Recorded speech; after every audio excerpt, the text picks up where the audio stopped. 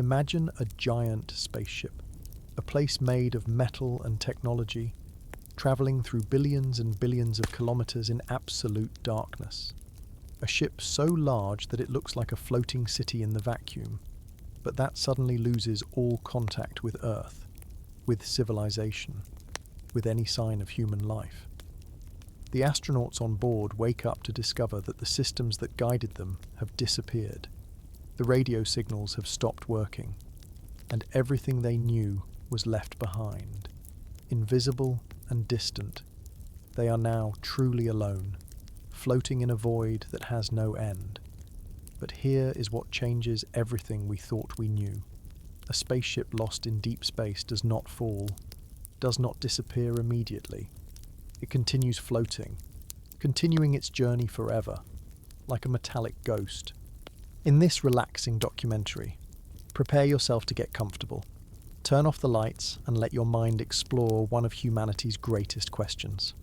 What would it be like to be trapped in a floating machine, separated from everything we love, with no hope of return in the near future? Subscribe to the channel. Leave your like and comment from which part of the world you are watching. Get comfortable and relax. Let's begin.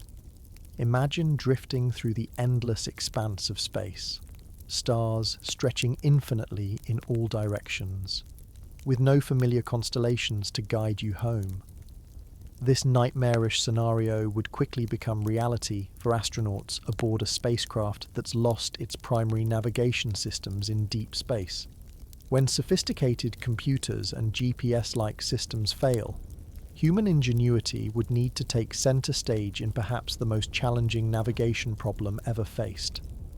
The first action any lost crew would take involves reverting to the oldest form of navigation known to humankind, celestial navigation. Much like ancient mariners used the stars to cross vast oceans, astronauts would need to create star charts and use the positions of distant celestial bodies as reference points. This isn't as straightforward as it might sound in deep space. On Earth, sailors had the advantage of recognizing specific star patterns like the North Star or Southern Cross. In unfamiliar regions of space, the crew would first need to identify recognizable stellar patterns and create entirely new reference frameworks. Pulsars would become particularly valuable in this situation. These rotating neutron stars emit radiation with clock-like precision, creating unique patterns that serve essentially as cosmic lighthouses. Each pulsar has its own distinct pulse signature that can be measured and identified. By observing multiple pulsars and measuring the timing between their pulses, astronauts could triangulate their position with surprising accuracy. The technique is so reliable that even our current space probes carry maps of pulsar locations as cosmic position markers for any potential alien civilizations that might find them in the distant future. The spacecraft would likely carry some form of space sextant, an instrument similar to what maritime navigators have used for centuries but adapted for space travel. Using this device, crew members could measure the angles between stars and known celestial objects, helping establish their position in three-dimensional space. The process would be painstaking and require multiple measurements over time to account for the spacecraft's movement. Every crew member would need to become proficient in stellar identification and pattern recognition. This shared knowledge creates redundancy. If one navigator becomes incapacitated, others can continue the vital work. The crew would develop a rotation schedule for navigation duties, with at least 2 people independently verifying calculations to minimize potentially fatal errors. They would create detailed logs of star positions and movements, gradually building a comprehensive understanding of their location relative to known space. The challenge extends beyond simply knowing where you are. It's also about determining your velocity and direction, without reference points like planetary bodies. Establishing these parameters becomes extraordinarily difficult. The crew might release small objects and track their relative movement away from the ship, providing visual references for their trajectory. By carefully timing how quickly these markers appear to shrink or drift, they could calculate their speed and heading with reasonable accuracy. Radio astronomy would play a crucial role too. by listening for signals from known pulsars, quasars, and other radio-emitting celestial bodies. The crew could gather additional data points for their navigation calculations. Even without being able to transmit messages that reach Earth, simply receiving astronomical radio signals would provide valuable navigation information. The psychological weight of navigating through unknown space would be immense. The uncertainty would never fully disappear. There would always be a margin of error in these manual calculations. The crew would need to adapt to navigating based on probability zones rather than exact coordinates. Their language would evolve to incorporate this uncertainty, speaking of confidence regions rather than precise locations. Time itself would become a navigation tool. By keeping extremely accurate time and comparing it with the observed cycles of celestial phenomena, the crew could develop another layer of positional awareness. They might eventually create a hybrid navigation system combining elements of dead reckoning estimating position based on heading and speed with celestial observations and timing measurements. The spacecraft's computer systems, even if damaged, might retain astronomical databases that could be partially accessed or reconstructed. The crew would become experts at extracting and interpreting fragmentary data, combining digital information with manual observations to improve their navigational models. They would develop specialized software using whatever computing power remained available, creating programs that could help predict their trajectory and identify potential celestial landmarks. As months stretched into years, the improvisational nature of these navigation techniques would gradually transform into standardized procedures. The crew would develop their own navigation manuals, training materials, and calculation shortcuts. They would create new terminology to describe the unique challenges they face, essentially developing a specialized dialect of navigation language understood only by them. For all their ingenuity, these navigation methods would carry inherent limitations. The farther the spacecraft drifted from known space, the more difficult accurate navigation would become. Stars that might serve as reference points would gradually become unrecognizable as the perspective changed. The mathematical complexity of the calculations would increase exponentially with distance and time. Despite these challenges, humans have demonstrated remarkable adaptability throughout history. The lost crew would likely develop navigation techniques that we can't even imagine today, combining ancient wisdom with space-age improvisation. The stars that initially seem like a confusing, disorienting expanse would gradually become familiar landmarks, a cosmic map understood through daily observation and meticulous record-keeping.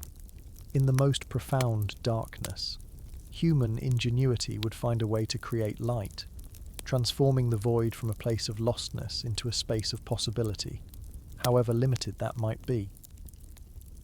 Managing finite resources in a scenario of perpetual isolation. A spacecraft lost in the depths of space faces no greater ongoing challenge than resource management.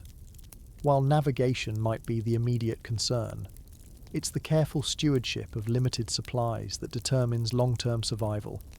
Every breath, every drop of water, every calorie becomes part of a complex equation where waste equals death and innovation equals life.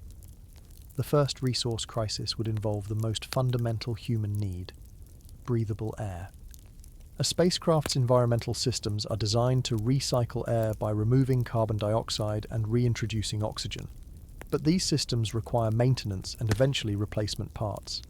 Engineers would immediately begin documenting every component of the air recycling system, creating detailed maintenance schedules and identifying potential failure points.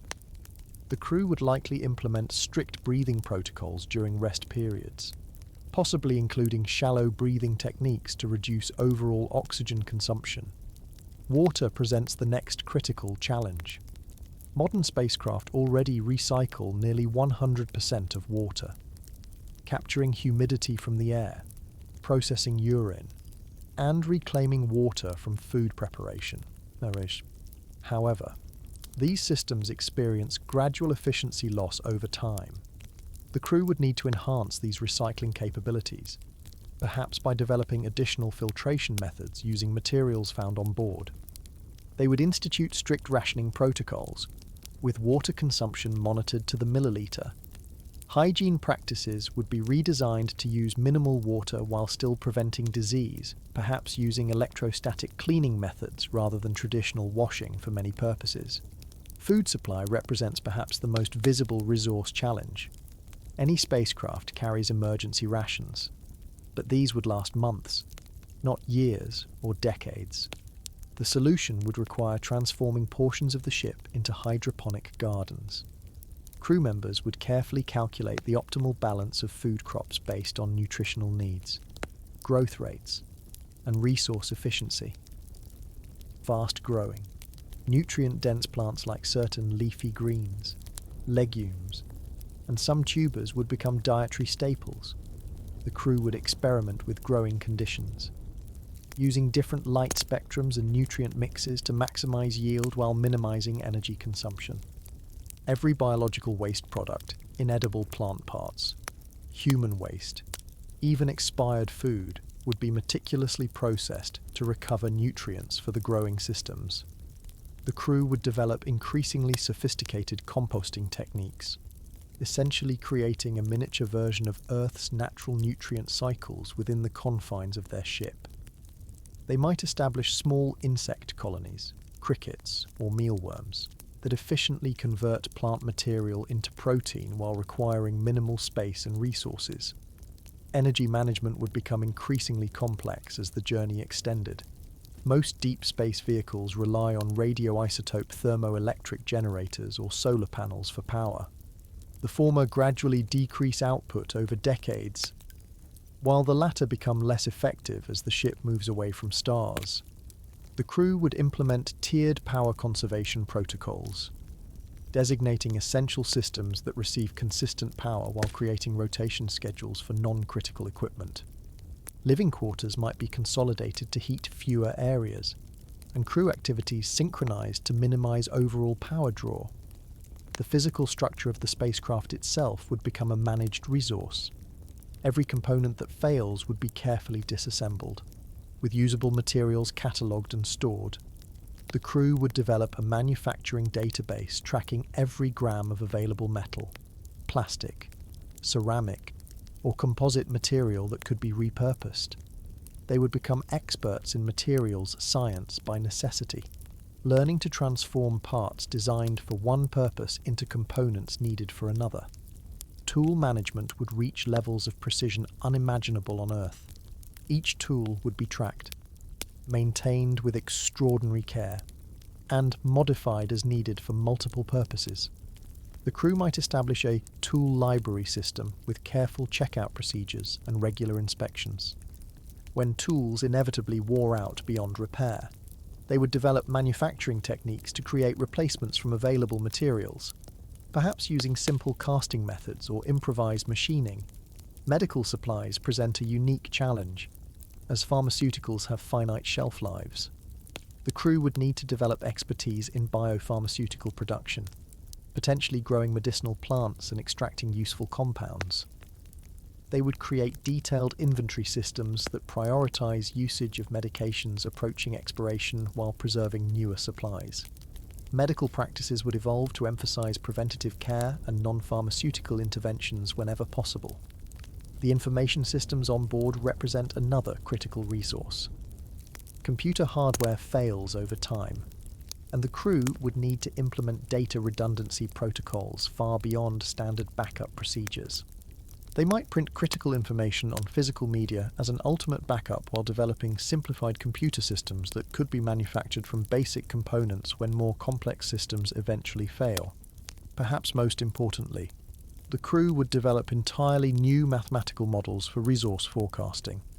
They would create increasingly sophisticated simulations that account for system degradation, efficiency improvements through innovation, and variable consumption rates. These models would evolve from simple supply tracking into complex predictive tools that help identify potential resource crises months or years before they develop. Human resources, the skills, knowledge, and abilities of each crew member would be carefully managed and preserved. The crew would develop comprehensive cross-training programs ensuring that critical knowledge is shared among multiple people. They would create teaching materials, perhaps including video libraries and hands-on training programs, to pass specialized knowledge to future generations if the journey extends beyond their lifetimes. The psychological dimension of resource management cannot be overlooked. The crew would need to develop cultural values that elevate resource efficiency to a moral imperative. They would create social recognition for innovative conservation techniques and possibly implement formal consequences for wasteful behaviors.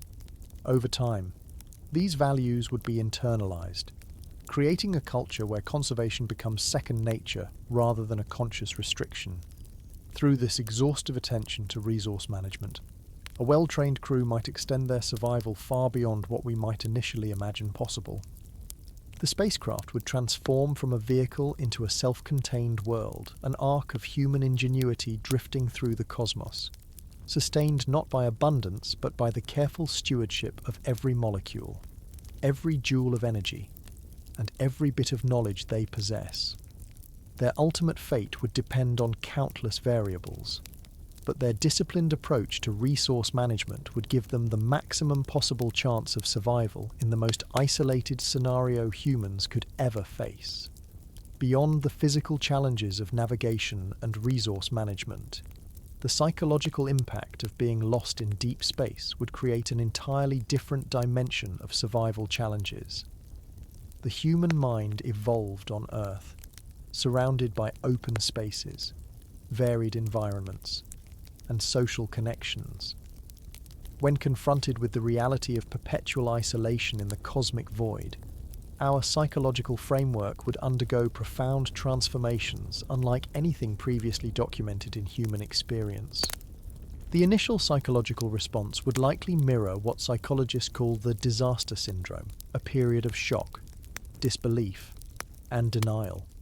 Crew members would experience the classic stages of grief as they process the loss of their connection to Earth and the possibility of never returning home. This grief process wouldn't follow a neat, linear progression, but would cycle repeatedly as the reality of their situation continuously reasserts itself during quiet moments or triggered by memories. As days turn into months and months into years, time perception would fundamentally alter. Without the natural rhythms of Earth, seasonal changes, varying daylight hours, weather patterns, the crew would rely entirely on artificial timekeeping systems. Many would experience what polar researchers call winter over syndrome, where perception of time distorts, concentration becomes difficult, and memory problems develop. The crew would likely implement strict scheduling to combat this effect, creating artificial seasonal variations in lighting, temperature, and activities to provide temporal landmarks in an otherwise unchanging environment. Sleep disturbance would become a persistent challenge.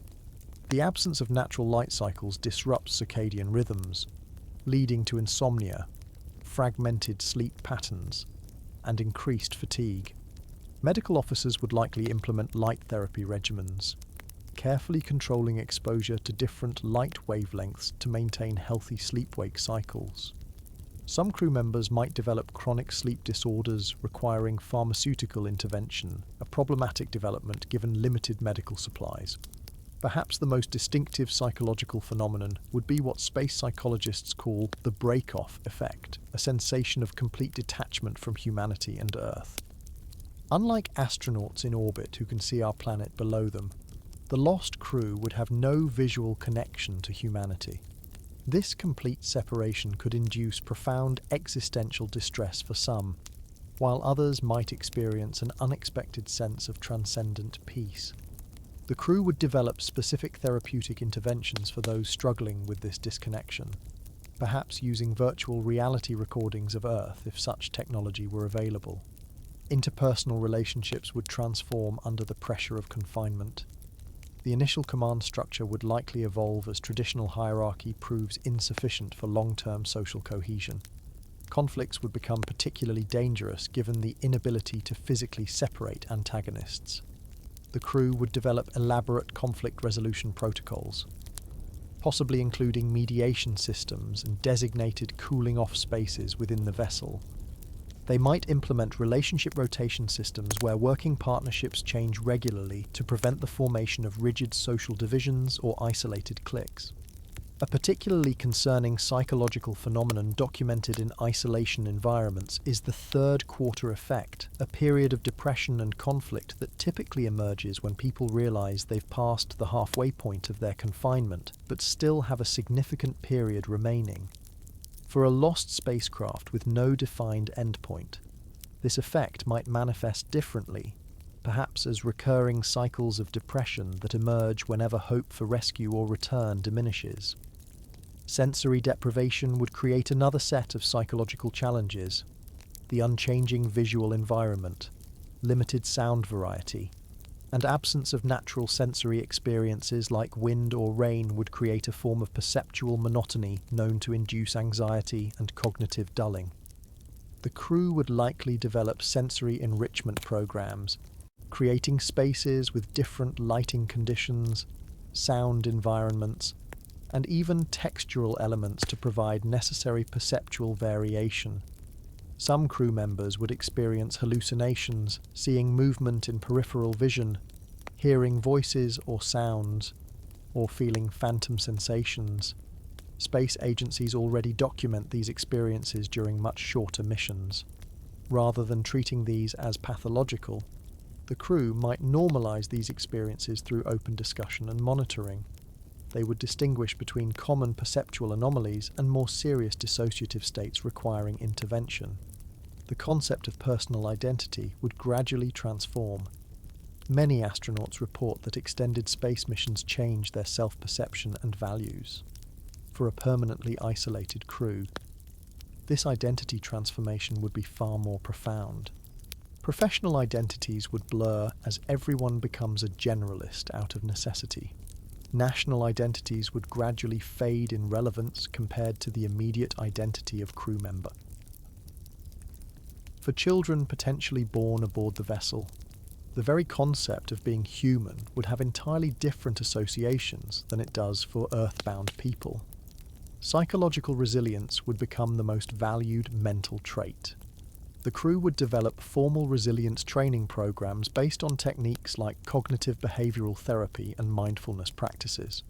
They would identify and nurture protective psychological factors including purpose, meaningful work, appropriate goal setting, and celebration of achievements. Humor would become not just a coping mechanism, but an essential survival tool. With the ability to maintain levity in the face of existential challenges seen as a crucial crew attribute. Language patterns would evolve to reflect their unique psychological reality. They would develop specialized vocabulary for emotional states unique to their situation. Communication might become more direct and explicit, as the dangers of miscommunication in their environment would eliminate the luxury of ambiguity. Alternatively, they might develop elaborate linguistic shorthand and shared references incomprehensible to outsiders, but richly meaningful within their closed society. Perhaps most importantly, the crew would need to confront the ultimate existential question: what gives meaning to human life when disconnected from the broader human experience? Many would find purpose in scientific discovery, documenting their journey for potential future recovery. Others would focus on the immediate community, finding meaning in supporting the collective survival. Some might turn to spiritual frameworks, developing new interpretations of existing faiths or entirely new belief systems that make sense of their unprecedented circumstances. Beyond managing the physical vessel keeping them alive, the crew would need to become engineers of their own psychological well-being, building mental frameworks as important to survival as the life support systems recycling their air and water. The technological systems keeping a spacecraft functioning in deep space represent some of the most complex engineering humans have ever created. When these systems inevitably begin to fail without the possibility of external resupply or specialized repair facilities, the crew would enter a new phase of their survival journey, one defined by increasingly creative approaches to maintenance and engineering solutions that stretch the boundaries of improvisation. The first priority would be establishing a comprehensive inventory system tracking every component aboard the vessel. Engineering teams would create detailed diagrams of all systems, identifying critical failure points and redundancies. They would develop a tiered classification system for components, from those absolutely essential for survival to those that could be cannibalized for parts. This inventory would become a living document, constantly updated as systems are modified and resources reallocated. The crew would implement predictive maintenance protocols far beyond normal spacecraft operations. They would collect baseline performance data for all systems and monitor for subtle deviations that might indicate impending failure.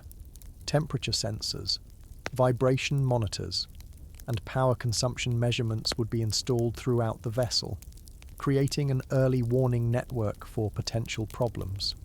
The engineers would develop expertise in acoustic diagnosis, learning to recognize the specific sounds of properly functioning equipment versus those indicating trouble.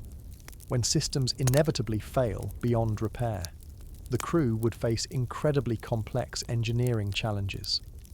They would need to design replacement components using only the materials and manufacturing capabilities available on board. This might involve repurposing materials in ways never intended by their original designers. For example, specialized polymer components might be replaced with meticulously machined metal alternatives with modified designs to compensate for different material properties. The spacecraft's fabrication facilities would become the heart of their survival strategy. Most deep space vessels carry 3D printers for emergency repairs, but these would need to be maintained and eventually replicated using onboard resources. The crew would likely develop multi-stage manufacturing processes, breaking down complex components into simpler elements that could be produced with available tools, then assembled into more sophisticated systems. Material science would become an essential discipline. The crew would create testing facilities to analyze the properties of various materials aboard the vessel: strength, conductivity, heat resistance, durability. They would develop novel composites by combining available materials, perhaps creating laminated structures with properties that approximate needed components when no single material would suffice. They might establish material recycling protocols, breaking down non-essential items to recover basic elements for manufacturing. The spacecraft's computer systems present particularly challenging maintenance problems. Computer hardware degradation is inevitable, with radiation causing cumulative damage to electronic components. The crew would likely implement a strategy of progressive computational simplification, transferring essential functions from more complex, vulnerable systems to simpler, more robust hardware that could be more easily repaired or replicated. They might develop mechanical backup systems for critical functions, creating fail-safes that require no electronic components whatsoever. Software would be treated as a precious resource. The crew would maintain multiple backups of all operational code, including older versions that could run on simpler hardware if advanced systems fail. They would develop a programming philosophy emphasizing simplicity and reliability over feature richness.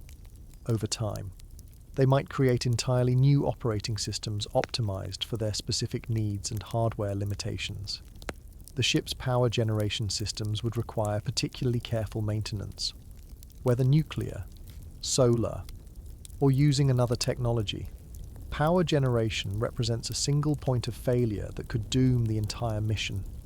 The crew would likely develop elaborate power conservation protocols, creating a hierarchy of systems that could be sequentially powered down during energy shortages. They might design manual backup systems for critical life support functions, hand pumps for water circulation, or mechanical air scrubbers that could maintain minimum life support during catastrophic power failures. The psychological aspect of maintenance cannot be overlooked. Engineers would face immense pressure knowing that their improvisations stand between the crew and death. They would develop decision-making frameworks for evaluating when to attempt high-risk repairs versus accepting diminished functionality. The crew would establish ritual-like testing protocols for any significant modification, perhaps including simulation periods before permanently implementing changes to critical systems. Knowledge transfer would become essential as the mission extends over years or decades. The engineering team would create detailed documentation for all systems, including standard operations, common failure modes, and repair procedures.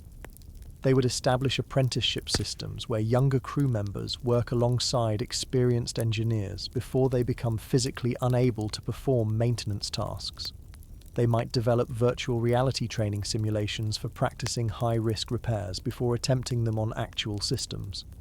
The most successful improvisations would likely come from cross-disciplinary thinking.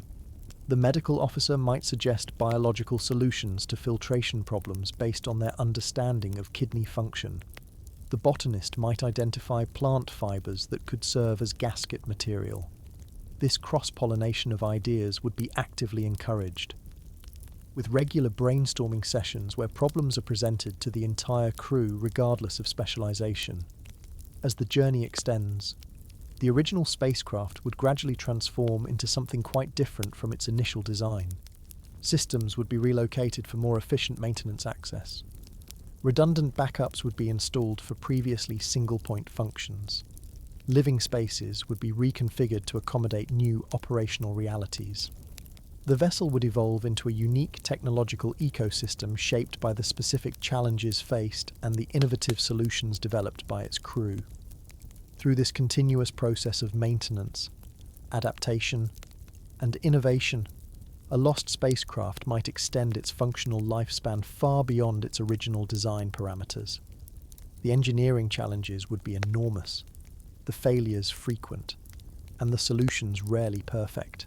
But human ingenuity has repeatedly demonstrated remarkable resilience when survival depends on technological problem-solving, in the most isolated environment imaginable. This capacity for improvised engineering might make the difference between a spacecraft becoming a tomb or remaining a viable habitat for years beyond what its designers ever imagined possible. The ingenuity required for long-term spacecraft maintenance would naturally extend beyond technical systems to the social structures keeping the crew functioning as a cohesive unit. As months turn into years and years into decades, the initial command structure designed for a standard mission would prove inadequate for a multi-generational journey.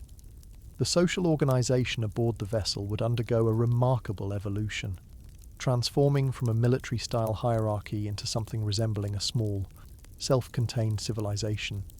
The initial command structure, typically with a mission commander, flight engineer, science officers, and specialists, works well for planned missions with clear objectives and foreseeable challenges. However, when facing indefinite isolation, this rigid hierarchy would create unsustainable psychological pressure on those in command positions, while potentially wasting the leadership capabilities of those in subordinate roles. The crew would likely begin experimenting with more fluid leadership models, perhaps implementing a council system where different individuals take responsibility for various aspects of ship operation based on expertise rather than pre-mission rank. Decision-making processes would necessarily evolve from the top-down model used in standard missions. For day-to-day operations, the crew might develop a consensus-based approach that gives everyone some agency in their collective fate. For emergency situations requiring rapid response, they might retain a more traditional command structure, but with rotating leadership positions to prevent burnout. The social structure would need to balance efficiency with inclusivity, recognizing that long-term cooperation requires everyone to feel valued and heard. Resource allocation, always a potential source of conflict in limited environments, would require especially thoughtful governance. The crew would likely develop detailed protocols for distributing essential resources, perhaps implementing a combination of baseline equal shares for necessities and merit-based distribution for non-essential items. They might create a formal process for requesting resources for projects or personal use, with transparent evaluation criteria that the entire community understands and accepts. As the original mission timeline becomes irrelevant, the concept of work schedules would transform. Rather than traditional shifts, the crew might develop a more organic approach to labour, focusing on task completion rather than hours worked. They would need to balance necessary work with free time, recognizing that both are essential for mental health in isolation. They might implement a system of work credits, allowing individuals to concentrate their efforts when motivated and rest when needed, while ensuring all essential tasks are covered. Perhaps the most profound social evolution would occur if the journey extends beyond a single generation. The arrival of children, whether through planned reproduction or unexpected pregnancies, would fundamentally transform the vessel from a mission to a society. The crew would need to develop education systems, childcare protocols, and coming-of-age rituals appropriate for their unique environment. They would face unprecedented questions about how to prepare children for a life entirely within the confines of the spacecraft, including what to teach them about Earth and the broader human experience they may never directly encounter. Family structures aboard the vessel would likely diverge from Earth norms. Limited population size would make traditional monogamy potentially problematic from a genetic diversity perspective if the journey extends across multiple generations. The crew might develop alternative family structures, perhaps with children being partially raised communally to strengthen social bonds across the entire group. Romantic relationships would be complicated by the inability to truly separate after conflicts, potentially leading to more formalized processes for relationship formation and dissolution that consider the well-being of the entire community. The legal system would require complete reimagining. Traditional punishments like incarceration would be impractical in a limited environment where everyone's labor is needed. Instead, the crew might develop restorative justice approaches focused on repairing harm and reintegrating offenders.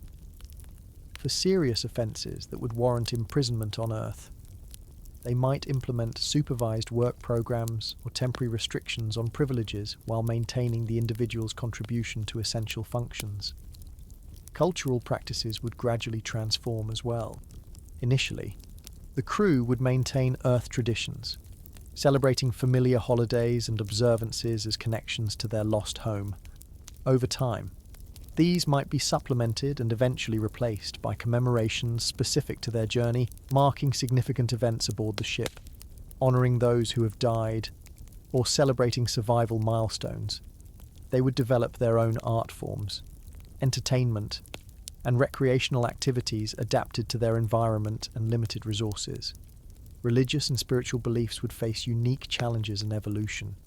Those with Earth-based faiths might struggle to maintain practices designed for planetary life, particularly those tied to natural cycles or specific locations.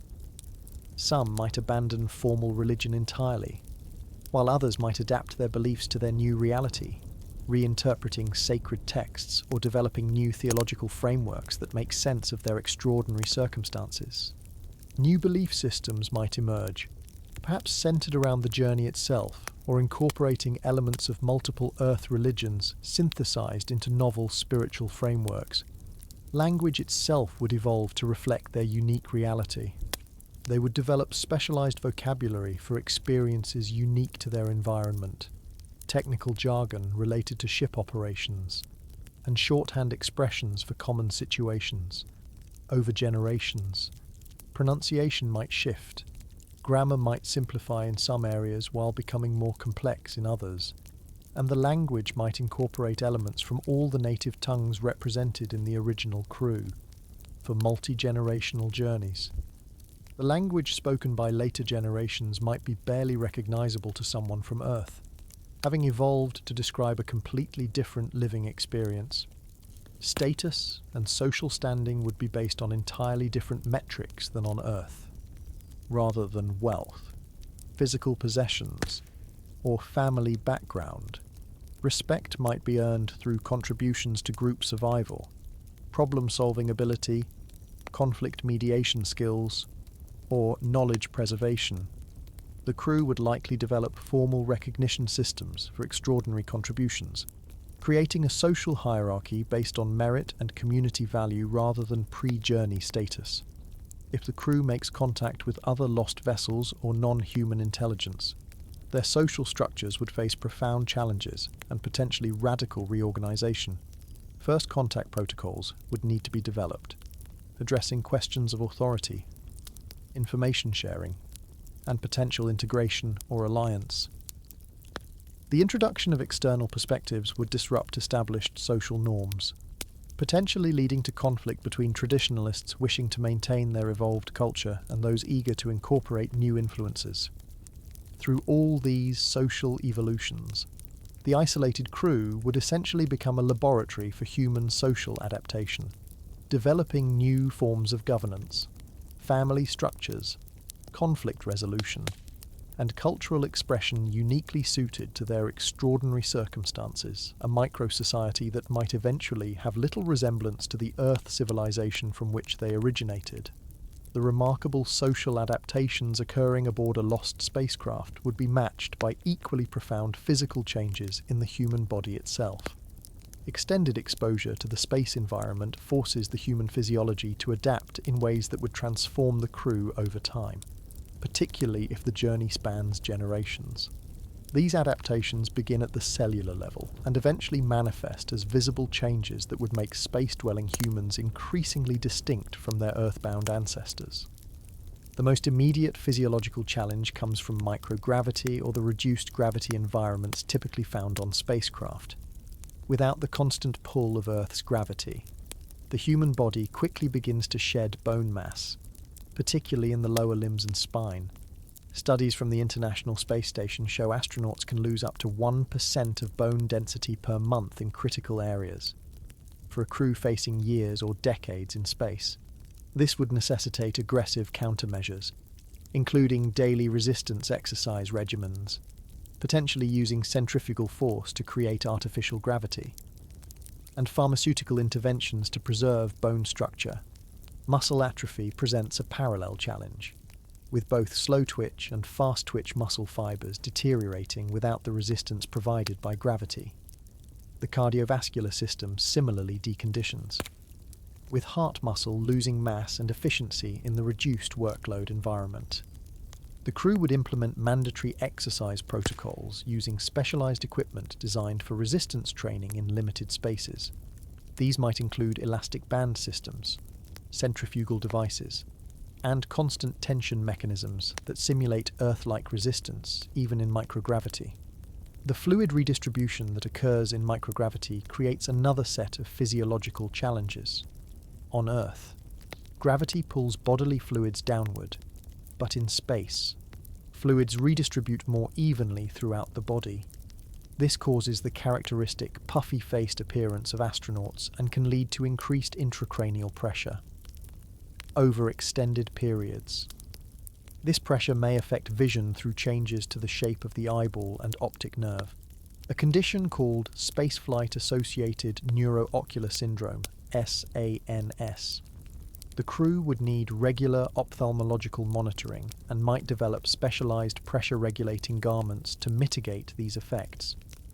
The vestibular system, responsible for balance and spatial orientation, undergoes significant recalibration in space.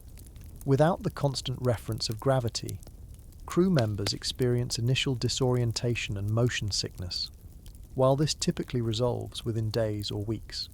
The long-term adaptation means the brain essentially rewires its understanding of movement and position. For crew members who spend decades in space, returning to a gravitational environment would require extensive rehabilitation as their brains have fundamentally reorganized how they process spatial information. The immune system shows concerning changes during spaceflight, with studies indicating both increased inflammatory responses and decreased cell-mediated immunity. T-cell function, particularly important for fighting viral infections, appears compromised in the space environment. For a long-duration mission without access to Earth's medical facilities, this could make infectious disease particularly dangerous. The crew would likely implement strict hygiene protocols and might develop regular immune-boosting regimens, potentially including specialized nutrition and targeted exercise to maintain immune function. Radiation exposure represents perhaps the most serious long-term physiological threat. Beyond Earth's protective magnetosphere, cosmic radiation and solar particle events can cause cumulative damage to DNA and cellular structures. The crew would track lifetime radiation exposure for each individual and might implement a rotation system where those with higher exposure are assigned to better shielded areas of the vessel. They would develop early detection protocols for radiation-induced cancers and might experiment with radioprotective compounds derived from onboard resources. For journeys extending beyond a single generation, the most fascinating physiological adaptations would occur in children born and raised entirely in the space environment. These individuals would develop differently from conception onward, with the absence of gravity affecting everything from embryonic cell differentiation to infant motor development. Their bones would likely be longer and less dense, their muscles configured differently, and their cardiovascular systems adapted to the reduced workload environment. Their vestibular systems would develop without ever experiencing the constant reference of Earth gravity, potentially giving them superior adaptation to three-dimensional movement in microgravity, but making them poorly suited for life on any planetary surface. The sensory systems of spaceborne generations would develop unique characteristics. Without the dampening effect of atmosphere, their hearing might become more sensitive to the subtle sounds of spacecraft operations. Their visual systems might adapt differently to the artificial lighting environments, potentially developing increased sensitivity to certain wavelengths and reduced sensitivity to others not commonly used in spacecraft illumination. Their proprioception, the sense of body position and movement, would be fundamentally different from Earth humans, calibrated to a three-dimensional environment without a consistent down reference. The microbiome, the collection of microorganisms that live in and on the human body, would undergo significant changes in the closed environment of a spacecraft. Without exposure to the diverse microbial environment of Earth, the crew's microbiomes would gradually simplify and converge, potentially reducing overall resilience to new pathogens. However, the controlled environment might also eliminate exposure to certain harmful microorganisms. The crew would likely implement protocols to maintain microbial diversity, perhaps cultivating specific bacterial colonies for periodic reintroduction to their systems. Circadian rhythms, normally regulated by Earth's 24-hour day-night cycle, would require artificial maintenance. Disruption of these rhythms affects hormone production, metabolism, and neurological function. The crew would establish strict light-dark cycles, potentially including wavelength variations that mimic natural sunlight patterns. For multi-generational journeys, the artificial day length they establish might gradually become the natural circadian period for later generations, potentially diverging from the Earth standard. Reproductive physiology would face particular challenges in the space environment. Studies suggest that radiation exposure can impact fertility in both men and women, while the microgravity environment might complicate conception, pregnancy, and childbirth. If the journey extends across generations, the crew would develop specialized protocols for reproductive health, including enhanced shielding for pregnant crew members, carefully designed support systems for childbirth in microgravity, and possibly medical interventions to ensure healthy fetal development. The cumulative effect of these adaptations means that after several generations in space, the descendants of the original crew would be physiologically distinct from Earth humans in numerous ways: taller, with less bone density, differently proportioned muscles, altered sensory capabilities, and immune systems adapted to their closed environment. These space-adapted humans might eventually find Earth-like gravity uncomfortable or even dangerous, their bodies having specialized for an environment fundamentally different from the one in which humanity evolved. They would represent a new branch of human physiological development, adapted not through slow evolutionary processes but through the rapid environmental pressures of space habitation and the technological interventions developed to survive there.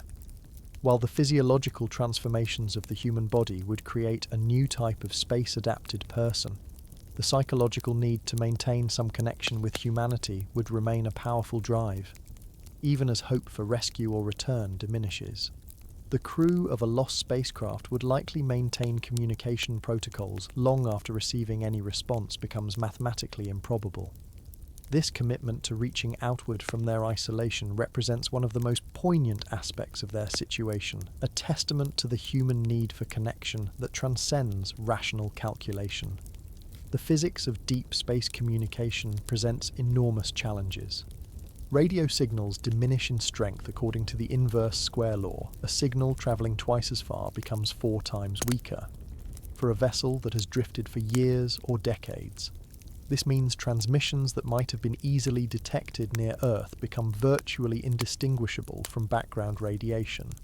The crew would implement increasingly sophisticated signal boosting techniques, perhaps repurposing other systems to temporarily amplify transmission power during scheduled communication windows. The technical team would likely develop specialized compression algorithms to pack maximum information into their transmissions, rather than sending continuous messages. They might focus on periodic high-density data bursts containing essential information about their status, discoveries, and location calculations. These compressed packages would be designed for maximum detectability, using redundant encoding that could be reconstructed even if parts of the message were lost to interference or signal degradation. The content of these messages would evolve over time. Initial transmissions would focus on emergency information, vessel status, crew condition, resource levels, and navigational data that might facilitate rescue. As the likelihood of immediate rescue diminishes, messages would shift toward scientific data, including observations of astronomical phenomena visible from their unique vantage point. The crew might document their adaptations and innovations, providing valuable information for future deep space missions even if they themselves cannot be saved.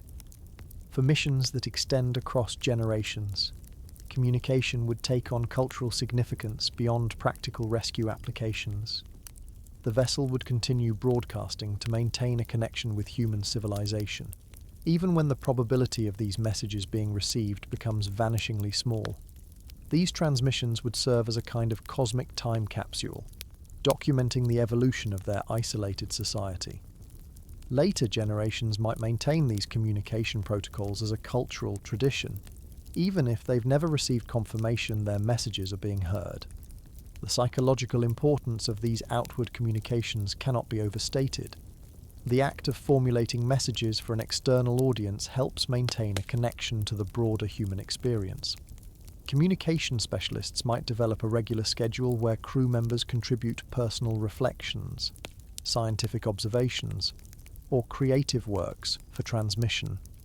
This practice would preserve the concept of external witness to their experience, countering the psychological weight of total isolation. The form of these communications would necessarily adapt to their technological limitations. As more sophisticated transmission systems degrade over time, the crew might revert to simpler, more robust communication methods. They might develop specialized binary codes optimized for long-distance transmission, or implement error correction protocols that allow coherent messages to be reconstructed from fragmented signals. Transmission frequencies would be carefully selected to maximize travel distance while minimizing interference from cosmic phenomena. Equally important would be the crew's ongoing efforts to receive incoming signals. They would maintain constant monitoring of frequencies used by Earth and potential human colonies, scanning for artificial patterns that stand out from natural cosmic radio emissions. They might develop increasingly sensitive detection arrays, perhaps repurposing materials from less essential systems to expand their receiving capabilities. The technical team would create specialized filtering algorithms to distinguish potential artificial signals from the natural radio background of space. These listening efforts would face the same inverse square law challenges as their transmissions, with the additional complication that they cannot know in advance precisely what frequencies potential rescuers might use. To address this, they would implement broad-spectrum scanning protocols, systematically sweeping across likely communication bands. They would maintain a continuous passive monitoring system while conducting periodic focus searches along their projected path or toward known human settlements. For the crew, the moment spent in the communication center would carry profound emotional significance. Transmission sessions might become ceremonial occasions, with specific protocols and perhaps even ritualized language developed over time. The communication officer's role would carry special cultural status, as they serve as the literal voice of the lost community reaching out to the stars. They would maintain meticulous logs of all transmission and reception efforts, creating a continuous record spanning years or decades. As the journey extends, the crew might detect signals that don't match known human communication patterns. The discovery of potential non-human transmissions would create both excitement and apprehension, leading to careful debate about whether and how to respond. They would develop first contact protocols, including message content designed to communicate basic mathematical and scientific principles that might be universally recognizable. These contingency plans would balance scientific curiosity with necessary caution, recognizing the potential vulnerabilities of their isolated position. Even in the absence of any response, the discipline of maintaining communication efforts provides structure and purpose to the crew's existence. The rhythms of transmission and reception become time marks in an otherwise unchanging environment. The continued reach outward serves as a tangible reminder that despite their isolation, they remain part of the broader story of human exploration. Their experience, recorded and transmitted, becomes their legacy to a civilization they may never see again. The challenge of maintaining communication systems stretches beyond mere technology into the realm of language itself. For multi-generational journeys, later crew members would need to preserve understanding of Earth languages that have no practical use in their daily lives. They might establish language maintenance protocols, including regular study of Earth communication formats and terminology. The gradual evolution of their own shipboard language would create translation challenges, requiring specialists who can bridge between their evolved dialect and original Earth languages used in their transmissions. Through all these efforts, technical, procedural, and cultural, the lost crew maintains a tether, however tenuous, to the humanity they've left behind. Their voices, travelling at the speed of light across the vast emptiness, carry not just data, but the fundamental human declaration: we are here, we endure, and we have not forgotten you. The profound isolation that shapes communication efforts would simultaneously drive the development of increasingly sophisticated biological systems aboard the vessel. While initial life support systems on spacecraft are primarily mechanical and chemical, the limitations of these approaches for extended missions would push the crew toward creating true ecological systems that mimic Earth's natural cycles. This transition from mechanical life support to a self-sustaining artificial ecosystem represents one of the most complex and necessary adaptations for long-term survival. The first generation of ecological systems would likely emerge from the initial food production modules. What begins as simple hydroponic trays growing basic crops would gradually expand into more diverse growing systems. The crew would experiment with different combinations of plants that complement each other's needs, some fixing nitrogen, others providing shade, creating a plant community rather than isolated crops. They would carefully introduce beneficial insects for pollination and pest control, starting with species that serve specific functions like honeybees or predatory mites. Water cycling would evolve from basic filtration to living systems. The crew might develop aquaponic arrangements where fish provide nutrients for plants, which in turn clean the water for the fish. These systems would expand to include multiple trophic levels, with carefully selected microorganisms breaking down waste and converting it to forms usable by plants. Water would flow through increasingly complex filtration beds containing specialized bacterial colonies, mimicking how Earth's soils and wetlands naturally purify water. Atmospheric regulation would similarly transition from mechanical scrubbers to biological processes. While initial carbon dioxide removal relies on chemical reactions or molecular sieves, these systems require consumable resources that eventually deplete. The crew would expand their plant growing areas specifically to manage atmospheric composition, selecting species with high carbon dioxide consumption and efficient oxygen production. They might develop algae bioreactors that can rapidly process atmospheric gases while requiring minimal space and resources.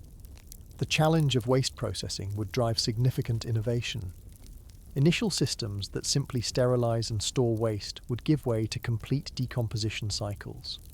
The crew would cultivate specific fungi and bacterial colonies that efficiently break down human and plant waste into usable nutrients.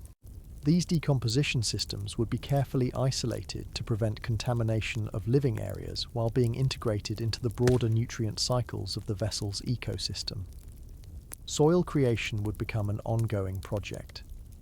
Starting with simple growth mediums like rock wool or clay pellets, the crew would gradually develop true soils containing the complex microbial communities that support plant health.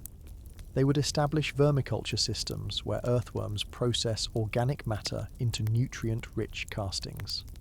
These living soils would become repositories of both nutrients and biodiversity, housing thousands of microbial species that collectively perform functions no mechanical system could replicate.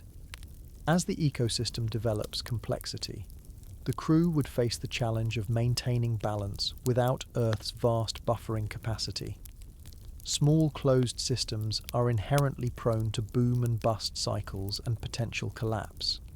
To address this, they would implement extensive monitoring systems, tracking everything from oxygen levels to microbial population distributions. They would develop mathematical models to predict system responses to changes, allowing them to intervene before small imbalances become catastrophic failures. The limited genetic diversity of their initial biological stock would present long-term challenges. Plants and animals reproduced from small initial populations can experience inbreeding depression and loss of adaptive capacity. The crew would develop germplasm preservation protocols, maintaining seed banks and frozen genetic samples to preserve as much original diversity as possible. They might implement controlled breeding programs for key species, carefully tracking genetic lineages to minimize inbreeding while selecting for traits beneficial to their closed environment. Lighting systems would evolve to more closely mimic the spectral qualities and diurnal patterns of sunlight.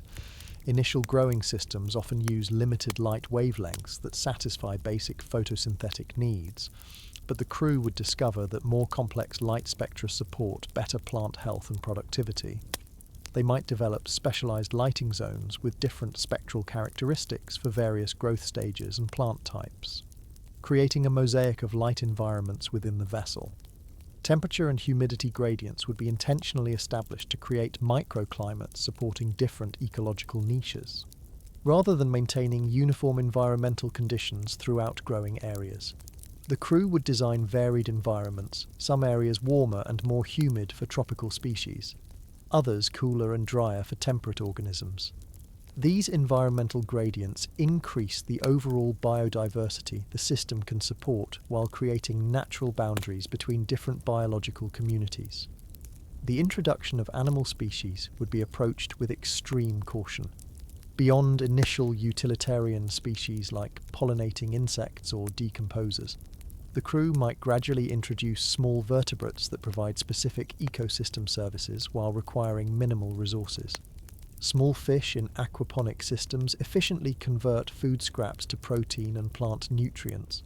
Certain lizard species might control insect populations while needing little dedicated space.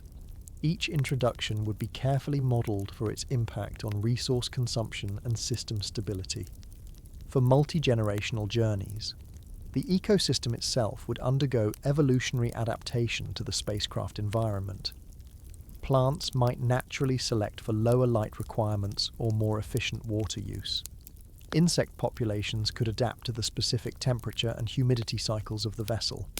This ecological evolution would be both a challenge and an opportunity. The crew would need to monitor for potentially destructive adaptations while taking advantage of beneficial changes that increase system resilience. The psychological benefits of these biological systems extend beyond their practical functions. The presence of growing things, the green of leaves, the movement of insects, the sound of water cycling through aquaponic systems provides sensory richness otherwise absent in the mechanical environment of a spacecraft. Many crew members would find tending these living systems emotionally restorative, establishing personal connections with the plants and animals that collectively keep them alive. Education systems would necessarily include extensive ecological training. All crew members would need basic understanding of how their life-supporting ecosystem functions, while specialists would require deep expertise in ecological management. Children born aboard would grow up intimately familiar with every aspect of their closed biological system, developing an intuitive understanding of ecological relationships that few Earth dwellers ever achieve. This knowledge becomes not just practical, but cultural, shaping how they understand their place in the network of living systems that enable their survival. Through years of careful development, what begins as supplementary food production would transform into an integrated ecological system that processes wastes, produces food, maintains atmospheric composition, and purifies water, performing with living organisms the functions initially handled by mechanical systems.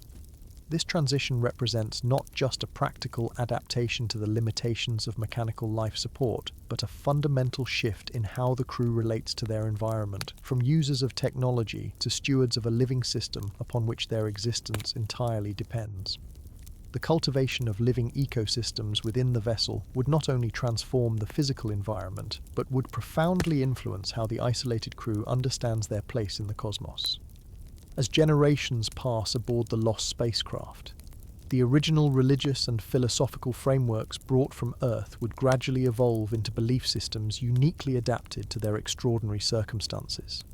This development of new cosmological understanding represents a fascinating aspect of long-term isolation, how human minds make sense of existence when separated from the cultural and physical context that shaped all previous human thought. The initial stages would likely involve adaptation of existing Earth religions. Crew members with traditional faiths would find ways to maintain practices despite the absence of religious structures and communities. Christians might establish simplified communion rituals using hydroponically grown wheat and synthesized wine. Muslims would calculate prayer times based on ship chronology rather than solar positioning. Jewish traditions might evolve specific interpretations of Sabbath observance appropriate for a vessel where some life support functions cannot pause for religious observance. As years pass, however, these adapted traditions would likely merge with emerging perspectives uniquely suited to space habitation. The constant view of stars unfiltered by atmosphere would create a visceral experience of the cosmos unlike anything on Earth. This direct exposure might inspire religious interpretations, incorporating astronomical phenomena into existing frameworks. The birth and death of distant stars might be incorporated into resurrection narratives, or the visible structure of galaxies might be interpreted as evidence of divine design. For children born aboard the vessel, Earth-based religions would seem increasingly abstract. The concepts fundamental to terrestrial spirituality, mountains, oceans, weather, seasons, animals would be known only through educational materials and parent stories. These second-generation crew members might develop syncretic belief systems combining elements of Earth traditions with direct observations of their cosmic environment. They might, for instance, develop creation narratives that incorporate both traditional religious elements and the observable physics of stellar formation. The vessel itself would likely acquire spiritual significance. The life-supporting systems that stand between the crew and vacuum might be personified or sanctified in various ways. Maintenance routines could acquire ritualistic dimensions beyond their practical function. Engineering spaces might evolve into something resembling temples, with technical knowledge and operational procedures transmitted with a reverence typically reserved for sacred texts on Earth. The reactor or power generation system might become particularly venerated as the literal source of energy sustaining all life aboard. Time measurement would necessarily evolve beyond Earth references, creating new frameworks for understanding cycles and passages. Without seasonal changes or planetary rotations, the crew would establish artificial cycles, perhaps based on maintenance schedules, growing seasons of their internal agriculture, or simply arbitrary periods designed to provide psychological structure. These cycles would gradually acquire ritual significance, with transitions marked by community observances that create meaning in an otherwise unchanging environment. Death would require particularly careful spiritual reconsideration. Traditional burial practices are impossible in the resource-limited environment of a spacecraft. The crew might develop ceremonies around body recycling, returning the physical elements of the deceased to the ecological systems that support the living. These practices, potentially disturbing by Earth standards, would be wrapped in ritual language emphasizing continuity and contribution to collective survival.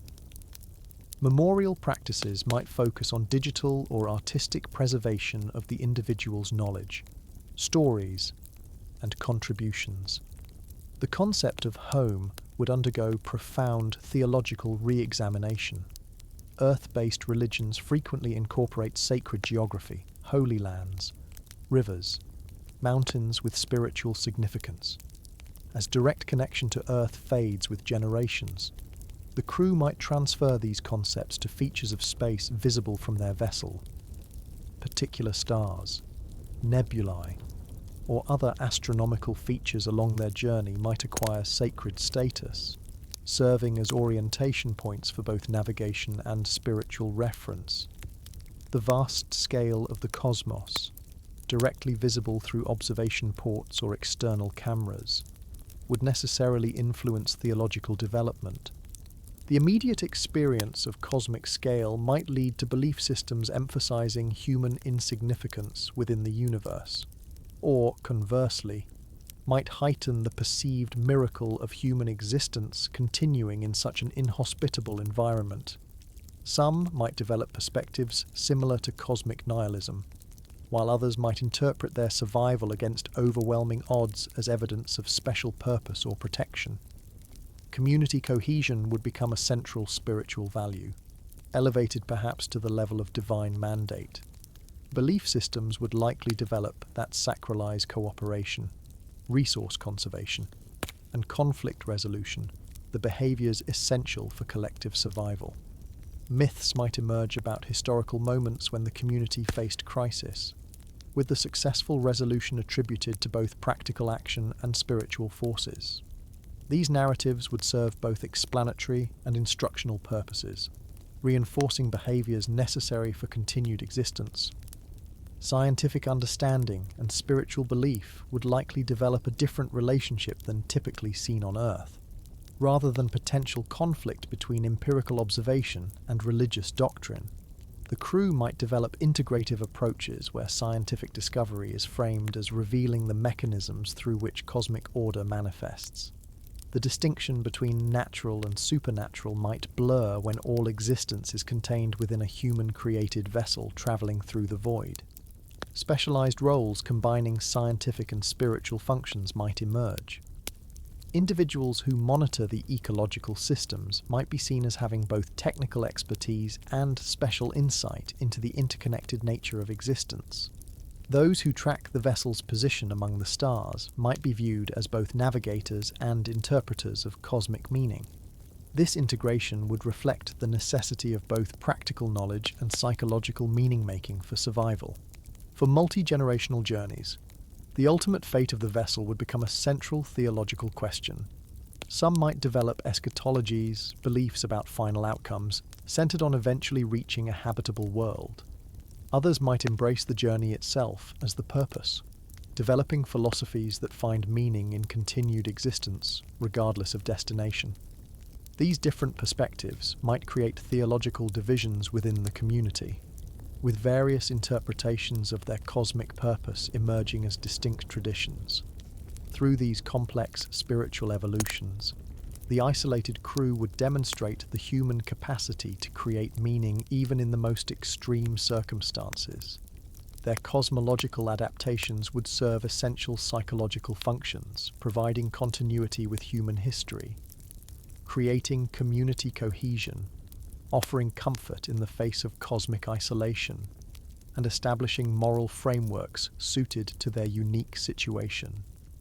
The belief systems that emerge would represent a fascinating branch of human spiritual development, shaped by an environment unlike any that influenced previous religious thought.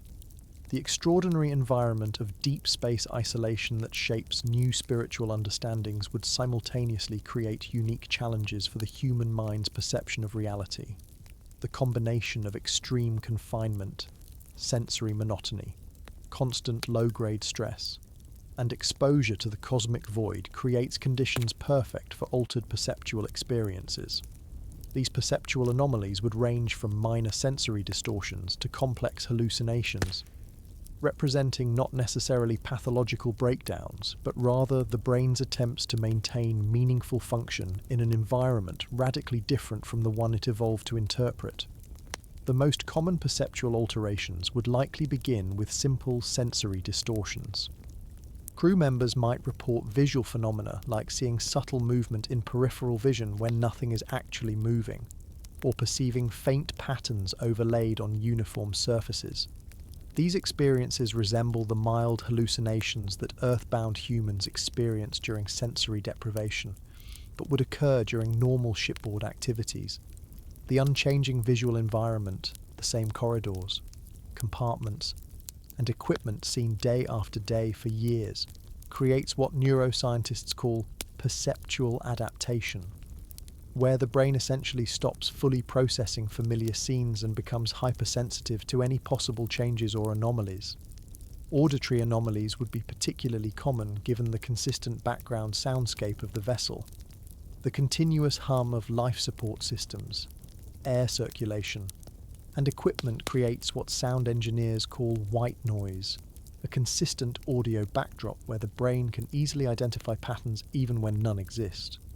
Crew members might report hearing voices, music, or specific sounds from their past emerging from this mechanical background noise. These experiences might be particularly common during rest periods when external stimulation is reduced and attention naturally turns inward.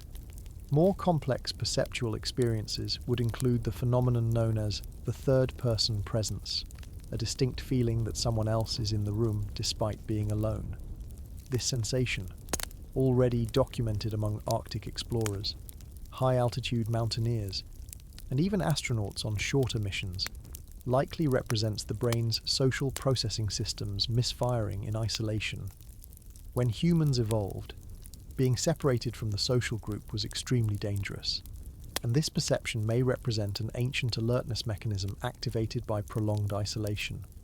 Crew members might develop various coping strategies for these experiences, from simple acknowledgement to actually naming and communicating with these perceived presences.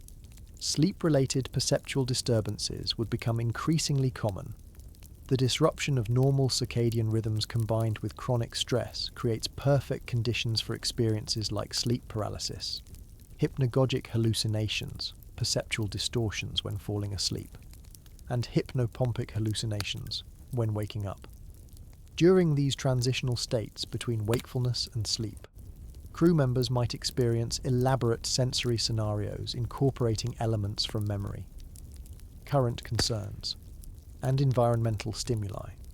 These experiences can be particularly vivid and emotionally charged, sometimes persisting in memory as if they were actual events.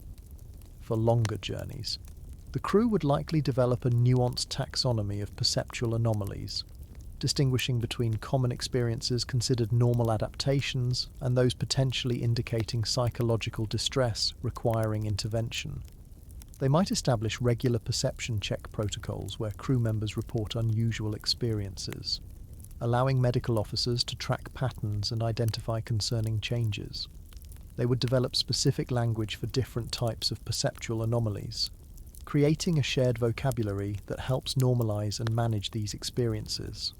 The distinction between real and hallucinatory would likely become more fluid than in Earth environments. When multiple crew members report similar perceptual anomalies, perhaps seeing the same patterns in the engine noise or experiencing similar presences, the line between shared cultural perception and objective reality naturally blurs.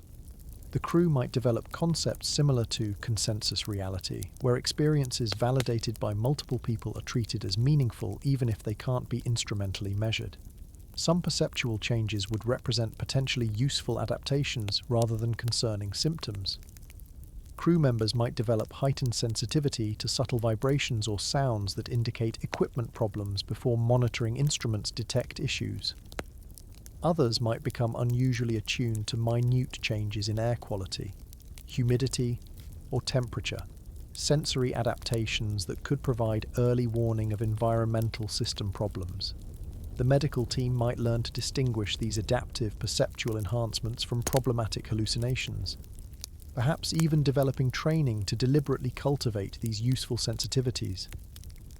For multi-generational journeys, children born aboard would develop perceptual systems calibrated to the spacecraft environment rather than Earth conditions. They might never experience the perceptual anomalies reported by Earth-born crew, as their brains develop with the vessel's sensory environment as their baseline normal. Alternatively, they might experience entirely different perceptual phenomena based on their unique developmental conditions. The contrast between first-generation and spacecraft-born perception would create fascinating opportunities to understand how environment shapes fundamental sensory processing. The relationship between altered perception and the spiritual frameworks discussed earlier would create complex interactions. Some perceptual experiences might be interpreted through spiritual lenses. A felt presence might be identified as ancestral visitation, or patterns perceived in background noise might be interpreted as meaningful communications. Rather than pathologizing these interpretations, the crew might develop integrative approaches that acknowledge both the neurological mechanisms and the personal or cultural meaning of these experiences. The vessel's design and operation would eventually incorporate knowledge about perceptual health. Engineers might modify lighting systems to vary subtly throughout the day, creating more perceptual variety. Interior spaces might be periodically reconfigured to provide novel sensory experiences. Sound environments might be intentionally diversified, perhaps incorporating natural soundscapes recorded on Earth or generated to mimic natural acoustic environments. These modifications would represent a design philosophy that recognizes perceptual health as essential for long-term psychological well-being. Virtual reality technologies, if available aboard, would take on crucial importance for perceptual health. Beyond entertainment, VR would serve as a form of perceptual maintenance, providing the sensory variety and stimulation that the limited physical environment cannot. Medical protocols might include prescribed VR sessions featuring specific sensory experiences like walking through forests, swimming in oceans, or experiencing weather phenomena absent in the actual environment but important for maintaining perceptual calibration and psychological health.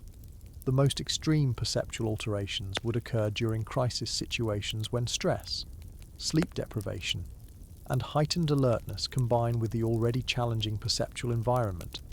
During emergencies lasting days or weeks, some crew members might experience complex hallucinations or temporary dissociative states where perception becomes radically altered. The medical team would develop specific protocols for these situations, distinguishing between functional altered states that still allow effective action versus dangerous perceptual distortions that require immediate intervention. Through careful observation, documentation, and adaptive response, the crew would gradually develop a sophisticated understanding of human perception under extreme conditions.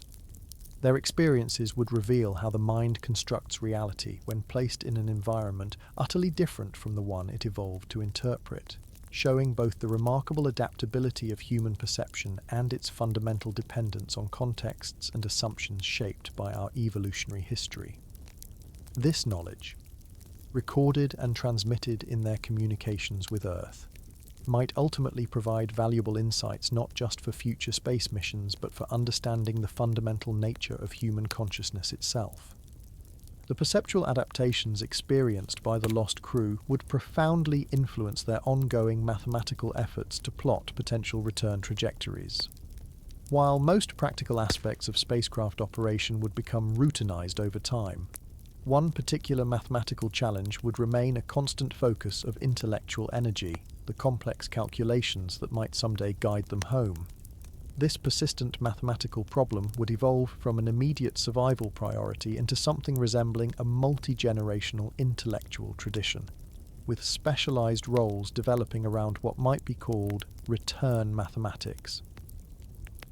In the early months after becoming lost, navigational calculations would focus on establishing their current position and velocity with maximum possible accuracy. A dedicated team would work to reconcile their last known coordinates with subsequent acceleration events, stellar observations, and any available reference data. This process would involve enormous computational challenges, as even tiny errors in initial position estimates propagate dramatically over time and distance. The navigation team might develop specialized calculation methods that quantify uncertainty, working with probability clouds rather than fixed coordinates to represent their possible locations. As their journey extends beyond the first year, the mathematical focus would shift toward mapping potential return trajectories. The complexity of these calculations extends far beyond simple straight-line paths. The team would need to account for gravitational influences of stars and large planetary bodies, radiation pressures, potential fuel conservation strategies, and the projected movements of their target destination. Earth itself is moving through space, which means aiming for where it is currently visible would miss by millions of kilometers. The mathematics would grow increasingly sophisticated as they incorporate more variables. The navigation specialists might develop new mathematical notations or computational shortcuts to handle the multi-dimensional nature of these calculations. They would create models that balance multiple competing factors: fuel efficiency versus journey time, safety margins versus optimum trajectories, certainty versus theoretical advantage.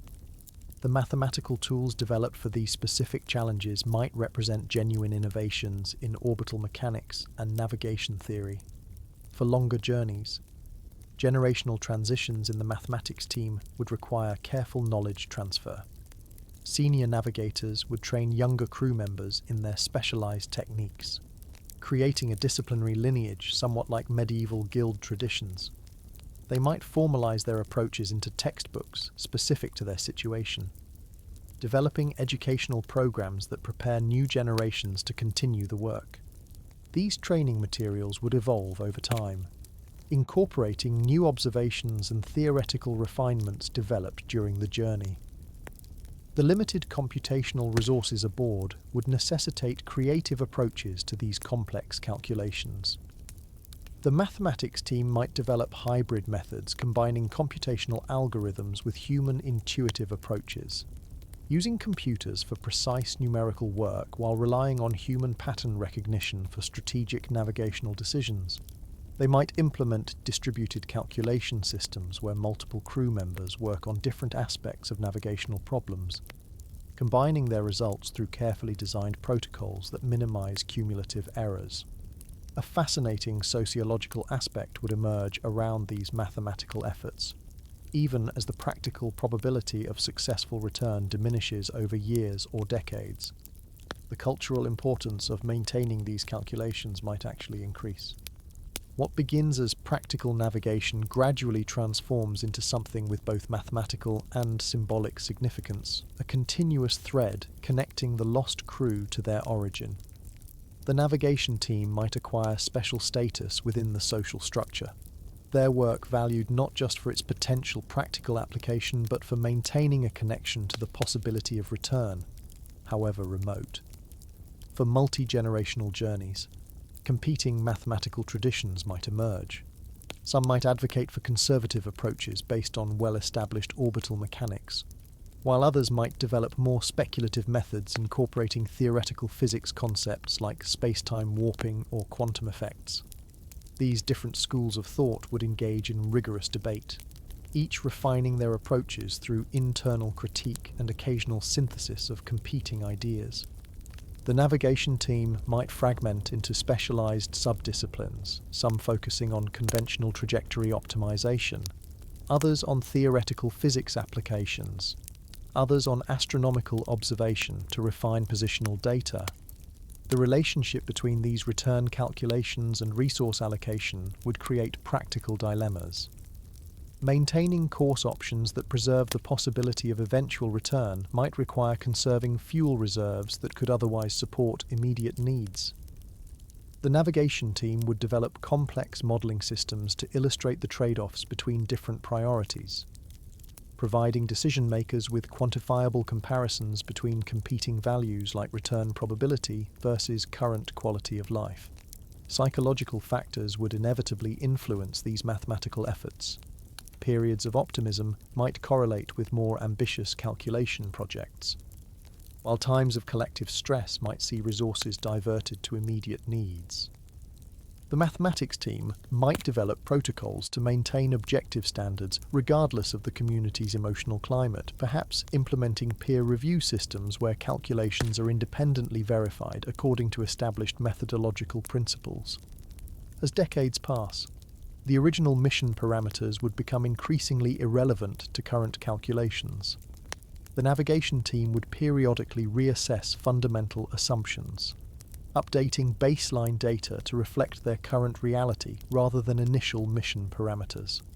They might establish regular reference frame recalibrations where they formally acknowledge their changed circumstances and adjust navigational goals accordingly. These transitions would be both mathematically necessary and psychologically significant, representing the community's adaptation to their evolving situation. The mathematics of potential return would eventually influence virtually every other aspect of the vessel's operation. Resource management, power allocation, even architectural modifications would be evaluated partly through their impact on return possibilities. The interdisciplinary nature of these calculations would require the navigation team to develop collaborative methods for incorporating expertise from engineering, life support, power management, and other specialized fields. They might establish regular cross-disciplinary conferences where experts from different areas contribute to integrated navigational models. For journeys extending beyond human lifespans, the mathematical work might ultimately transcend its practical origins entirely. What begins as navigation calculation could evolve into a specialized field of theoretical physics unique to their circumstances, an intellectual tradition studying the nature of spacetime, gravitational interactions, and cosmic structure from the perspective of their unique journey. Even if practical return becomes mathematically impossible, the intellectual framework developed through generations of navigational work might yield insights impossible to obtain from Earth-based observations. Through this extraordinary mathematical journey, the lost crew would demonstrate the remarkable human capacity to confront problems of overwhelming complexity with sustained intellectual effort. Their navigation mathematics, developed in isolation, under extreme constraints, across generations, would represent both a practical discipline focused on survival and return, and a testament to the human drive to impose mathematical order on even the most challenging circumstances. The mathematical rigor required for navigational calculations would find its complement in the creative expression that inevitably emerges within human communities, even under the most extreme circumstances. As the lost spacecraft continues its journey through the void, artistic creation would evolve from a leisure activity into an essential aspect of psychological health and cultural identity. The unique environment and experiences of deep space would shape entirely new forms of creative expression unlike anything developed on Earth. In the initial phase of isolation, artistic activities would largely reflect Earth traditions adapted to limited resources. Visual artists might work with repurposed materials, technical papers, food packaging, maintenance supplies, creating two-dimensional works that provide welcome visual variation in the monotonous environment. Musicians would adapt to instruments available aboard or create improvised instruments from ship components, perhaps developing compositions that incorporate the ambient sounds of the vessel itself. These early adaptations would primarily serve psychological needs, providing comfort through connection to familiar creative traditions and offering emotional release during the traumatic adjustment to their situation. As months become years, the artistic impulse would undergo more profound transformation. Visual artists would begin exploring the unique properties of microgravity, creating three-dimensional structures impossible on Earth, delicate mobiles that move in air currents with complex, unpredictable patterns, or sculptural forms that can be experienced from any angle in three-dimensional space. The limitations of materials would drive innovation, with artists developing techniques to manipulate available substances in unexpected ways, perhaps creating translucent structures from processed biological materials, or developing pigments from mineral components salvaged from non-essential equipment. Music would evolve to reflect both the technological environment and psychological experience of deep space. Composers might create works incorporating the actual sounds of the spacecraft, the rhythmic cycling of air circulators, the periodic signals from communication systems, the distinctive acoustics of different vessel compartments. New musical forms might emerge that specifically address the perceptual experiences unique to their environment. Compositions designed to counteract the sensory monotony or provide auditory landmarks in an otherwise unchanging soundscape. Some musicians might develop instruments specifically designed for microgravity performance, where traditional concerns about weight and orientation no longer apply. Performance arts would adapt to the spatial constraints while exploiting the unique properties of reduced gravity.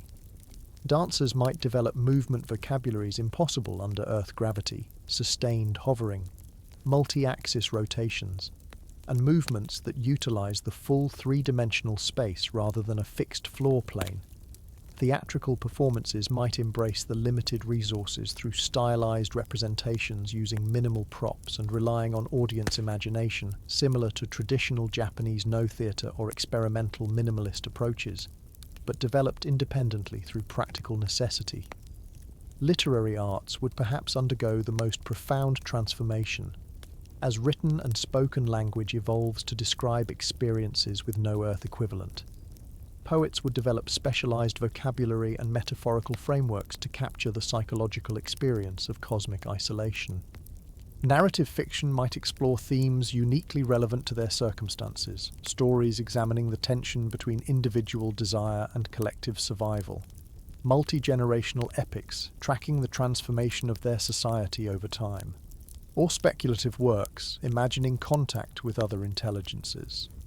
For oral storytelling traditions, the vessel's history itself would become primary material, with key events entering a mythological framework that combines factual reporting with meaningful interpretation. For multi-generational journeys, entirely new artistic traditions would emerge without direct Earth influence. Second and third generation crew members, having never experienced Earth environments, would create art reflecting their reality, the ship as the entire known world, space as the natural environment, technology and recycling as fundamental aspects of existence rather than artificial impositions. Their aesthetic sensibilities would develop without reference to Earth concepts like landscapes, weather, or natural materials, creating evaluative frameworks based on entirely different principles. The relationship between function and aesthetics would necessarily transform, given resource limitations. Purely decorative art might be difficult to justify, leading to integrated approaches where aesthetic considerations are incorporated into necessary objects and spaces. Engineers and artists might collaborate to design equipment that satisfies both technical requirements and aesthetic needs. Living spaces might be periodically reconfigured in aesthetically considered ways that simultaneously address practical concerns like wear patterns or changing functional requirements.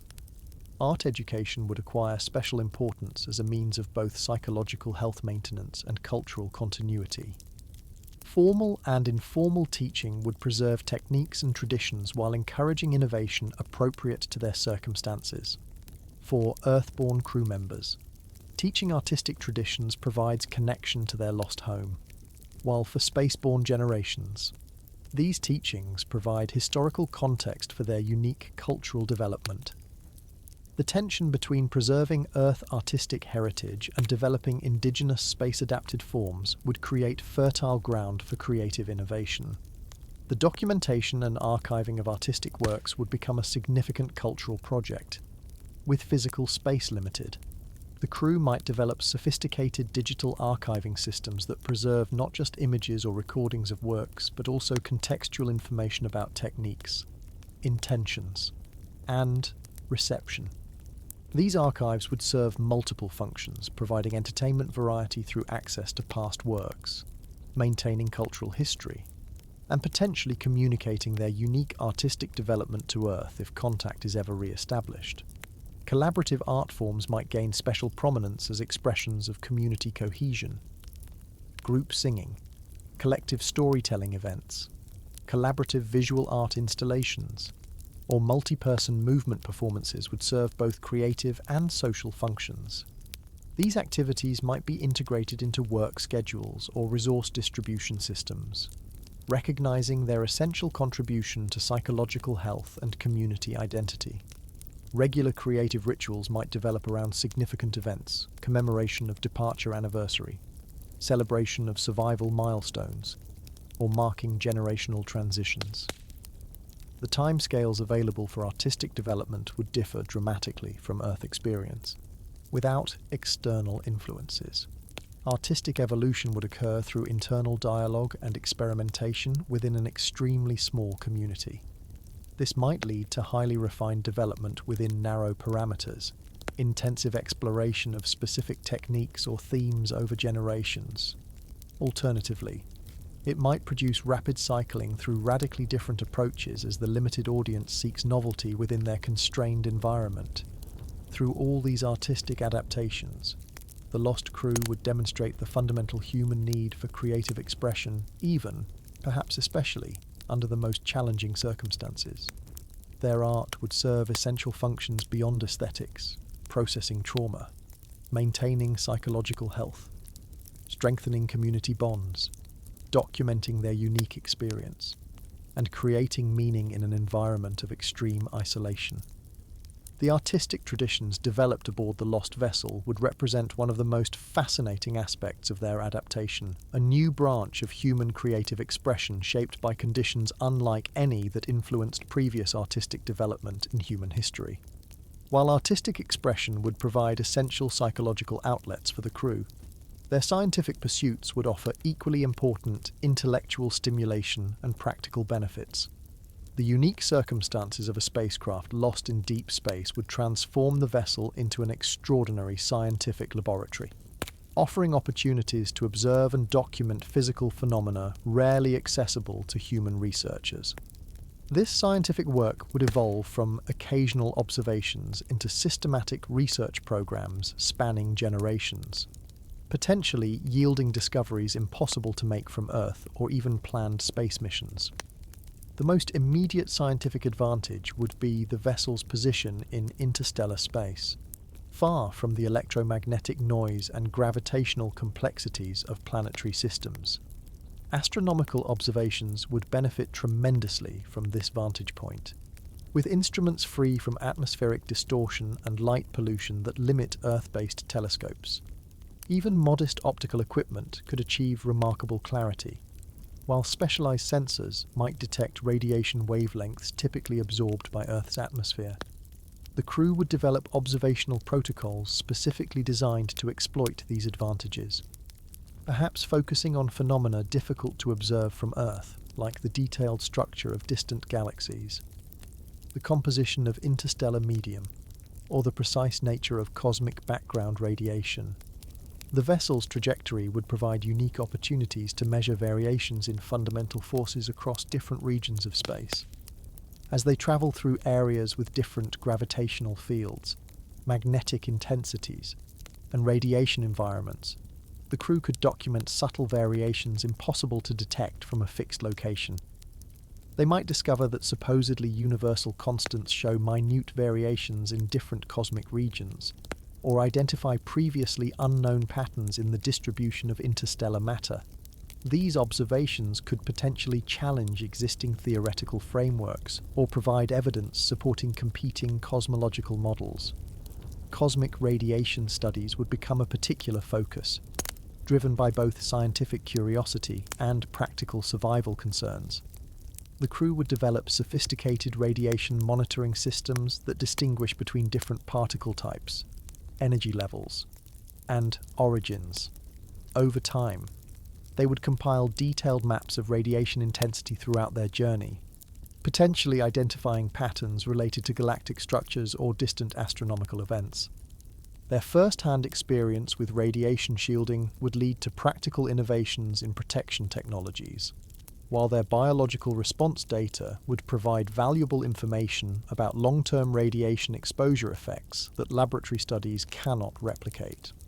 The microgravity environment would enable unique materials science research. Without the complicating factor of gravity, the crew could observe crystallization processes, fluid behaviors, and material interactions that behave differently on Earth.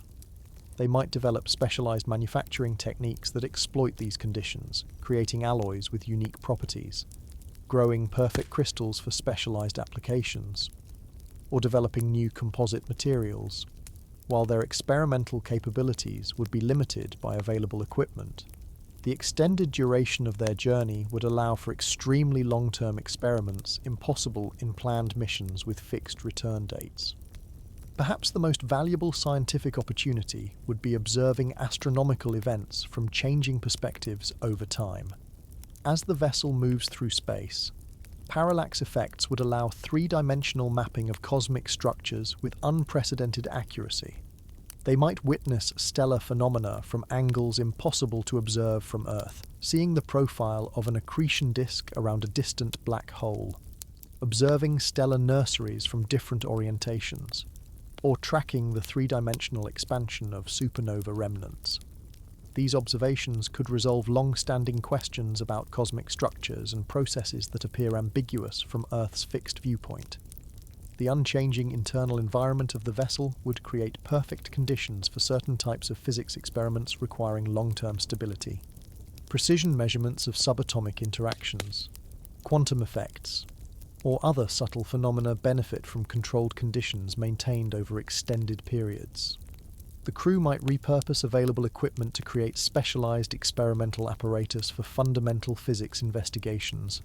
With sufficient time and ingenuity, they could potentially confirm or challenge theoretical predictions through experiments requiring months or years of continuous, stable observation, something difficult to achieve in traditional laboratory settings where equipment is regularly reconfigured for different research programs. For a multi-generational journey, astronomical observations would provide a unique historical record of cosmic evolution. Documenting the same celestial objects over decades would reveal changes typically too slow for a single human lifetime to perceive. The gradual expansion of nebulae, orbital changes in binary star systems, or the evolution of variable stars. These long-duration observations would be especially valuable for understanding processes that unfold over timescales longer than typical research funding cycles or individual scientific careers on Earth permit.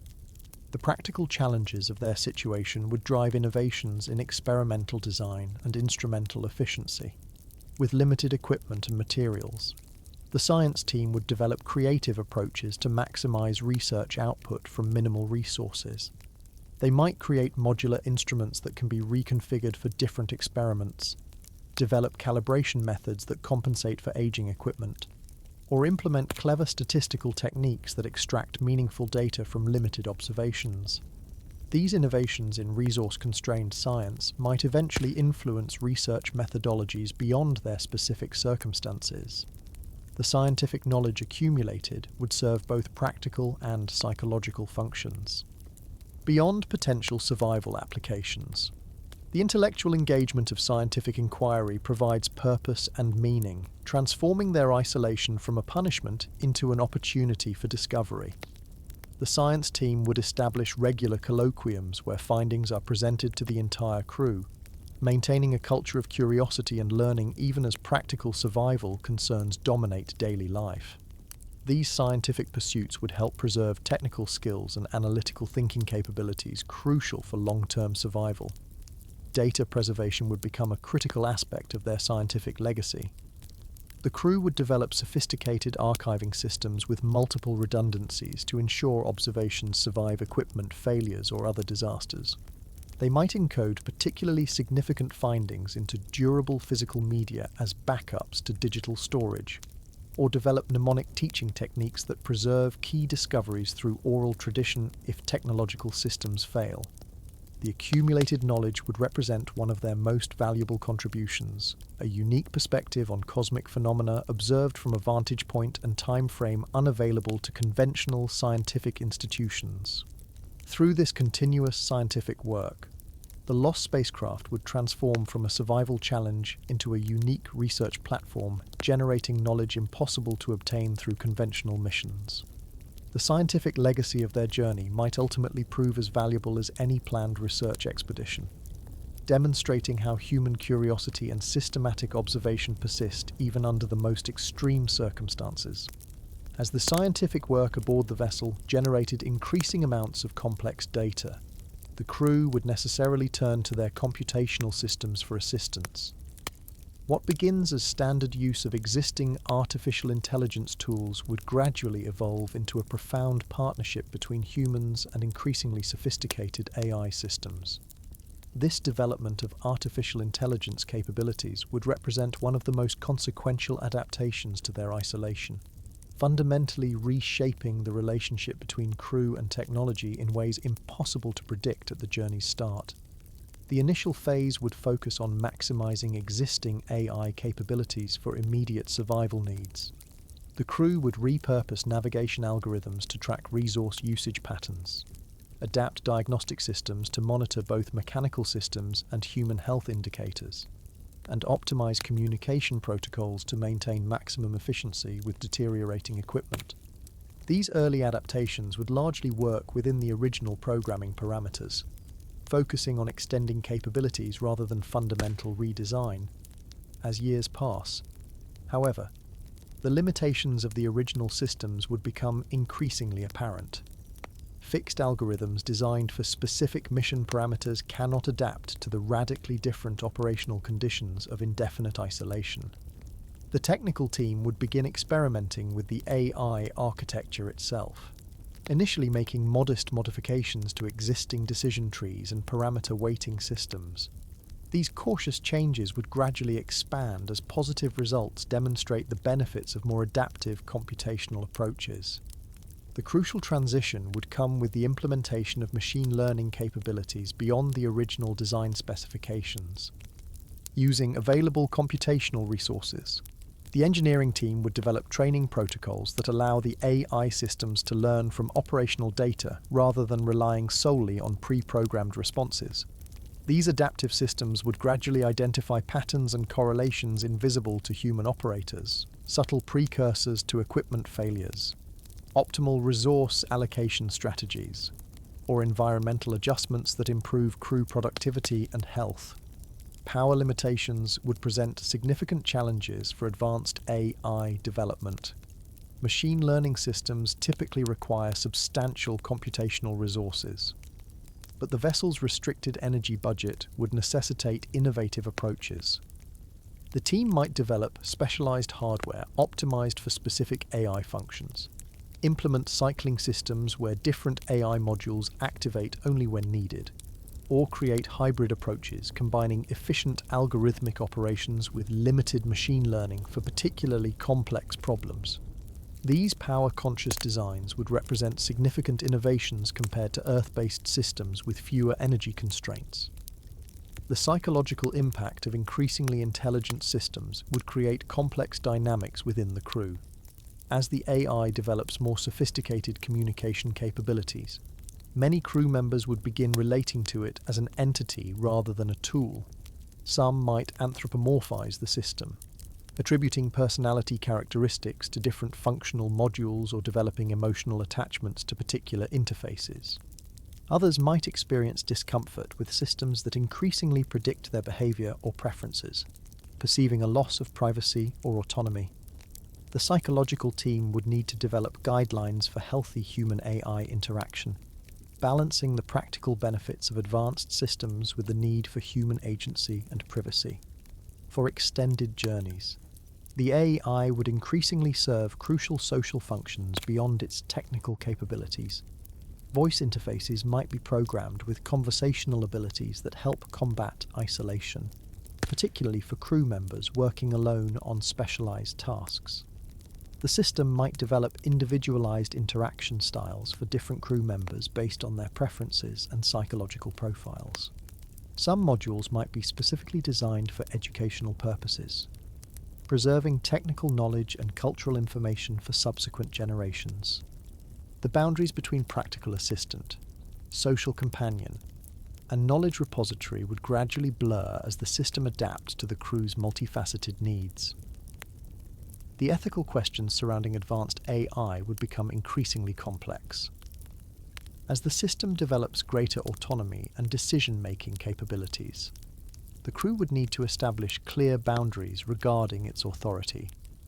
They might implement tiered access protocols where certain critical functions remain under exclusive human control while allowing greater AI autonomy in non-critical areas. They would develop oversight mechanisms to ensure alignment between AI operations and human welfare, perhaps establishing regular review sessions where system behaviors are evaluated against established ethical frameworks. These governance structures would evolve through experience, gradually adapting as both the technology and the human relationship to it transforms. For multi-generational journeys, children born aboard would have a fundamentally different relationship with the AI systems than the original crew, having never experienced a world without these intelligent systems. They might develop more intuitive interfaces based on natural language and gesture rather than technical commands. Their educational experiences would be significantly shaped by AI tutoring, potentially creating stronger emotional connections to these systems than their parents experienced.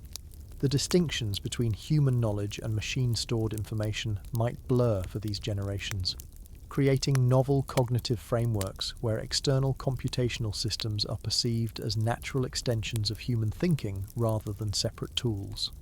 The hardware supporting these AI systems would face inevitable degradation over decades, creating a fascinating paradox: increasingly sophisticated software running on progressively more limited hardware.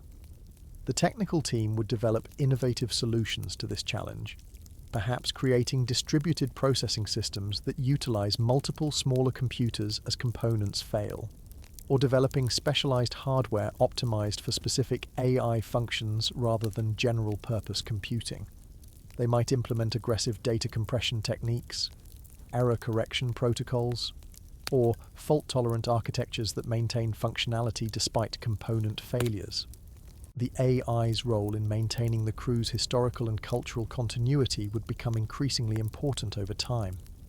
The system would serve as repository for personal records, scientific data, technical knowledge, artistic creations, and cultural practices.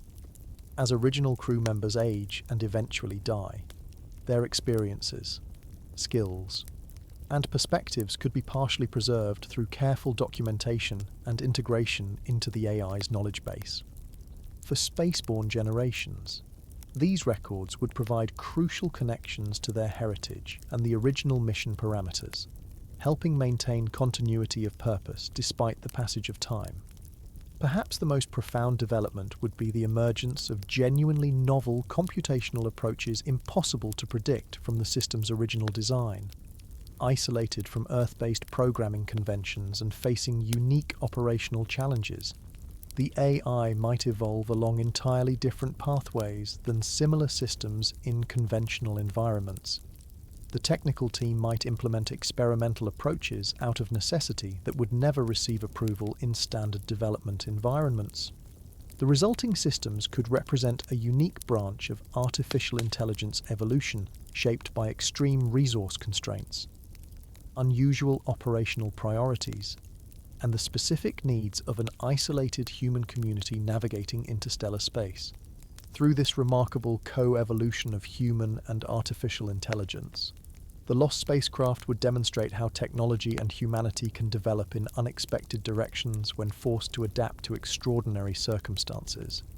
The AI systems would transform from mere tools into essential partners in survival, preserving knowledge, enhancing capabilities, providing companionship, and maintaining continuity across generations in ways the original designers could never have anticipated.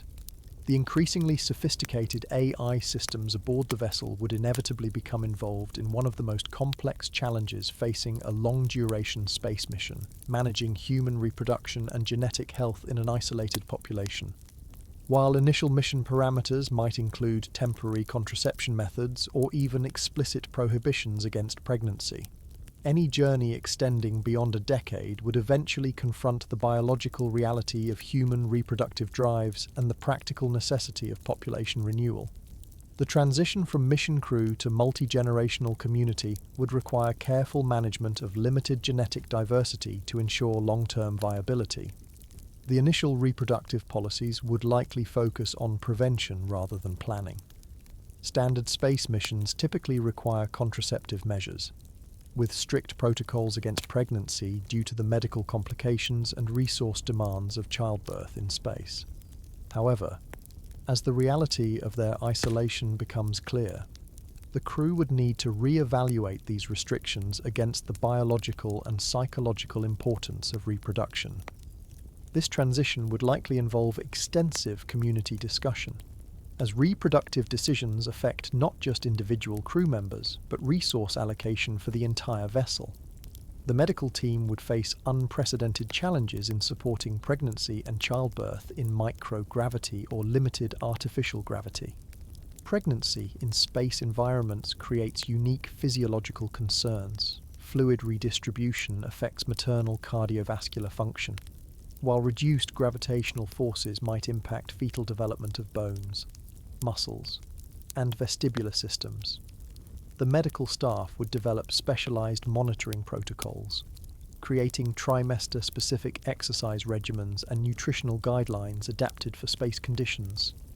They might design support garments that simulate some gravitational compression on the abdomen, or establish rotation periods in the vessel's highest gravity areas during critical developmental periods. Childbirth itself would require carefully designed medical protocols. The medical team would need to address concerns ranging from how contractions progress without gravity's assistance to managing bodily fluids in a controlled environment where contamination could affect life support systems.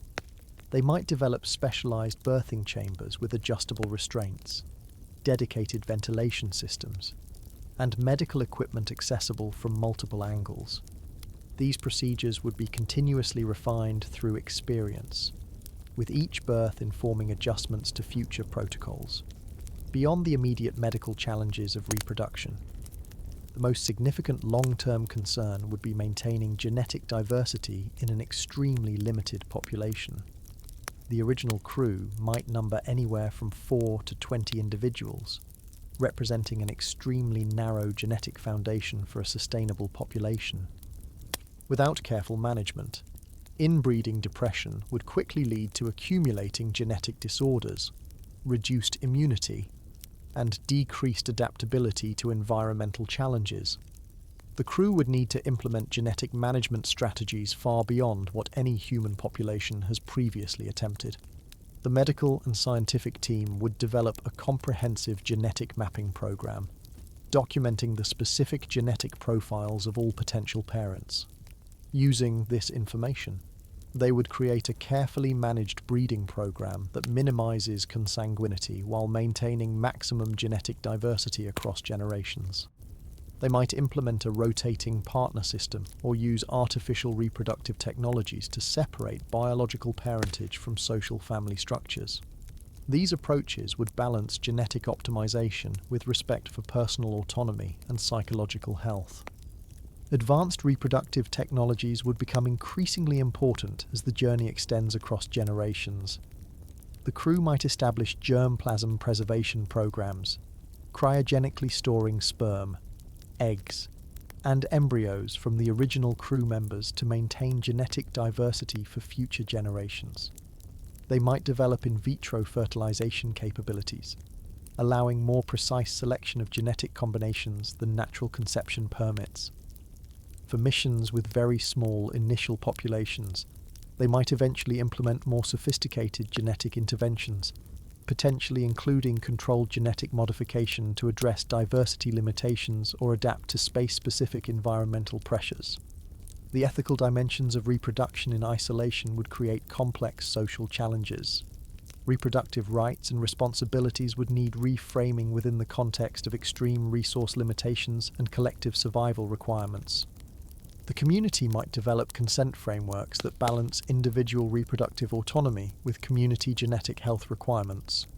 They would establish counselling protocols to help potential parents understand both the medical risks of space pregnancy and the genetic implications of their reproductive choices within a closed population. Childhood development in the spacecraft environment would present unique challenges. Children born in space would experience developmental conditions unlike any previous human generation, growing up in microgravity or limited artificial gravity, never experiencing weather, natural light, or open spaces. The crew would develop specialized early childhood programs addressing these unusual developmental circumstances, creating experiences that provide necessary sensory stimulation despite environmental limitations. They might design specialized play equipment that develops muscle groups typically strengthened by Earth gravity, or create simulated natural environments to provide developmental experiences analogous to terrestrial childhood. Education systems would necessarily address the specialized knowledge required for survival aboard the vessel while still providing broad intellectual foundations. Children would receive intensive technical training in spacecraft systems from early ages, with practical apprenticeships beginning during adolescence to ensure critical skills transfer between generations. Simultaneously, educational programs would preserve Earth knowledge, geography, biology, history, and culture that has no immediate practical application but maintains connection to human heritage. This educational balance would evolve over generations, gradually emphasizing knowledge most relevant to their actual lived experience. The psychological implications of being born into inescapable confinement would require careful attention. Unlike the original crew who chose their mission and experienced Earth, spaceborne generations would have no comparative reference for alternative environments. Some might develop specialized psychological adaptations to their circumstances, while others might struggle with existential questions about being born into such limiting conditions without consent. The community would develop specific counselling approaches addressing these unique psychological challenges, perhaps creating rituals or practices that acknowledge these difficult realities while fostering resilience and meaning-finding within their circumstances. As the journey extends across multiple generations, the population would likely demonstrate both cultural and potentially biological adaptation to their environment. Cultural norms around family structures, reproduction timing, and child-rearing practices would evolve to optimize survival in their specific circumstances. More controversially, the medical team might eventually consider targeted genetic modifications to address specific space adaptation needs, enhanced radiation resistance, bone density maintenance in low gravity, or optimized oxygen utilization. These interventions would begin with therapeutic applications addressing health problems caused by the space environment, potentially extending to proactive adaptations in later generations. Through this complex management of reproduction and genetics, the isolated community would navigate one of the most fundamental biological imperatives under the most unnatural conditions imaginable.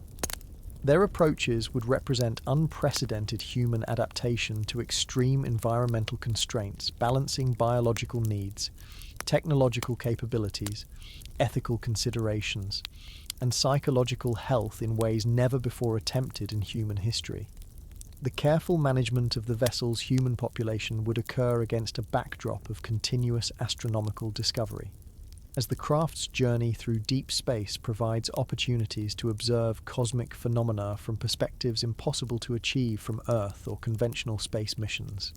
The vessel would become not just a lifeboat carrying human genetic and cultural heritage, but a unique observation platform encountering astronomical events and structures that might revolutionize our understanding of the universe. The most dramatic encounters would likely occur when the vessel passes through regions of space with distinctive properties invisible from distant observation. Interstellar medium is not uniform. It contains clouds of varying gas and dust compositions, regions of different radiation intensities, and areas with unique magnetic field characteristics.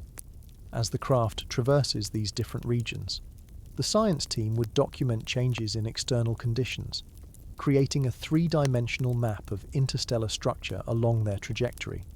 They might discover previously unknown patterns in the distribution of elements between star systems, or identify unusual formations created by ancient stellar events not visible through remote sensing.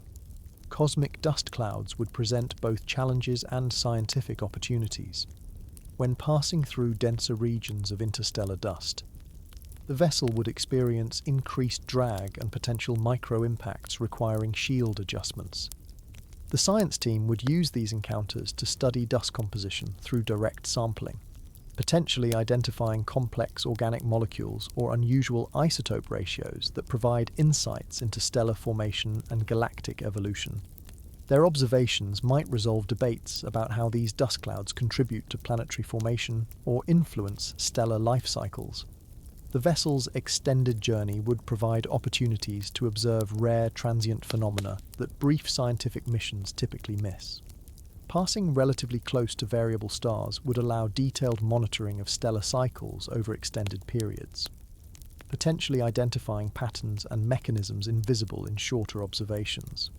They might witness stellar flares, coronal mass ejections, or other energetic events from perspectives and distances impossible to achieve with conventional telescope placements. These observations could significantly advance understanding of stellar dynamics and space weather mechanisms.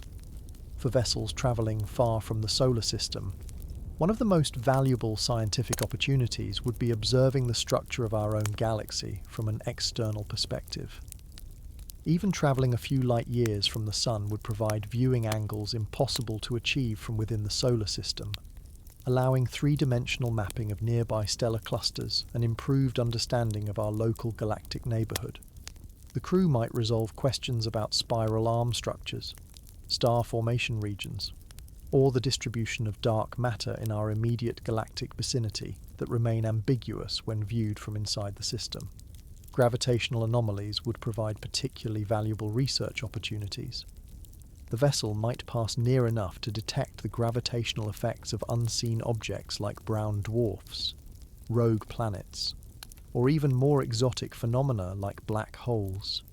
These encounters would allow direct measurement of gravitational effects at different distances, potentially confirming or challenging theoretical models of how gravity operates beyond the solar system. The navigation team would develop increasingly sophisticated detection methods for identifying these invisible influences through their effects on the vessel's trajectory. For journeys extending over decades or centuries, the craft might witness astronomical events typically too slow for human observation timeframes.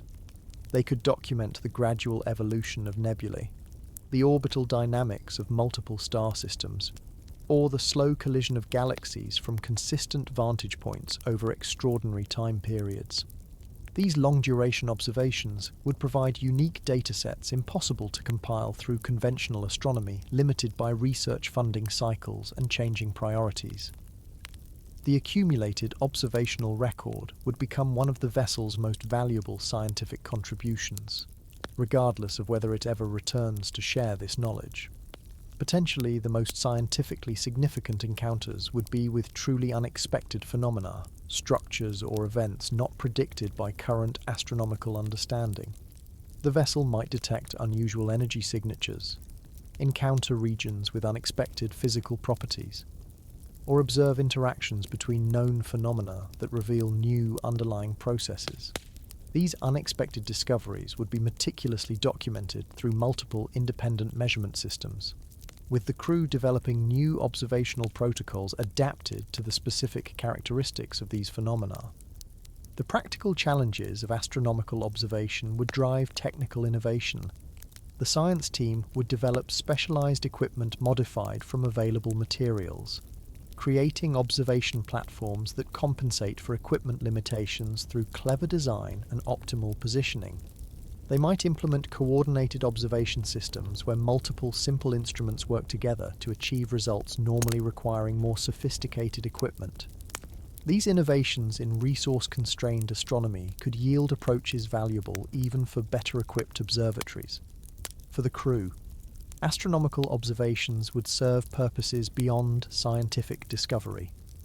Monitoring the gradually changing stellar patterns provides essential navigational information, psychological connection to the universe beyond their enclosed environment, and a sense of purpose transcending immediate survival concerns. Regular observation sessions might become community events, where scientific discoveries are shared with the entire population, maintaining collective awareness of their journey through the cosmos. These sessions would help preserve scientific literacy across generations while creating shared experiences that strengthen community bonds. If the vessel's path takes it near other star systems, the crew would implement specialized observation protocols focused on potentially habitable worlds.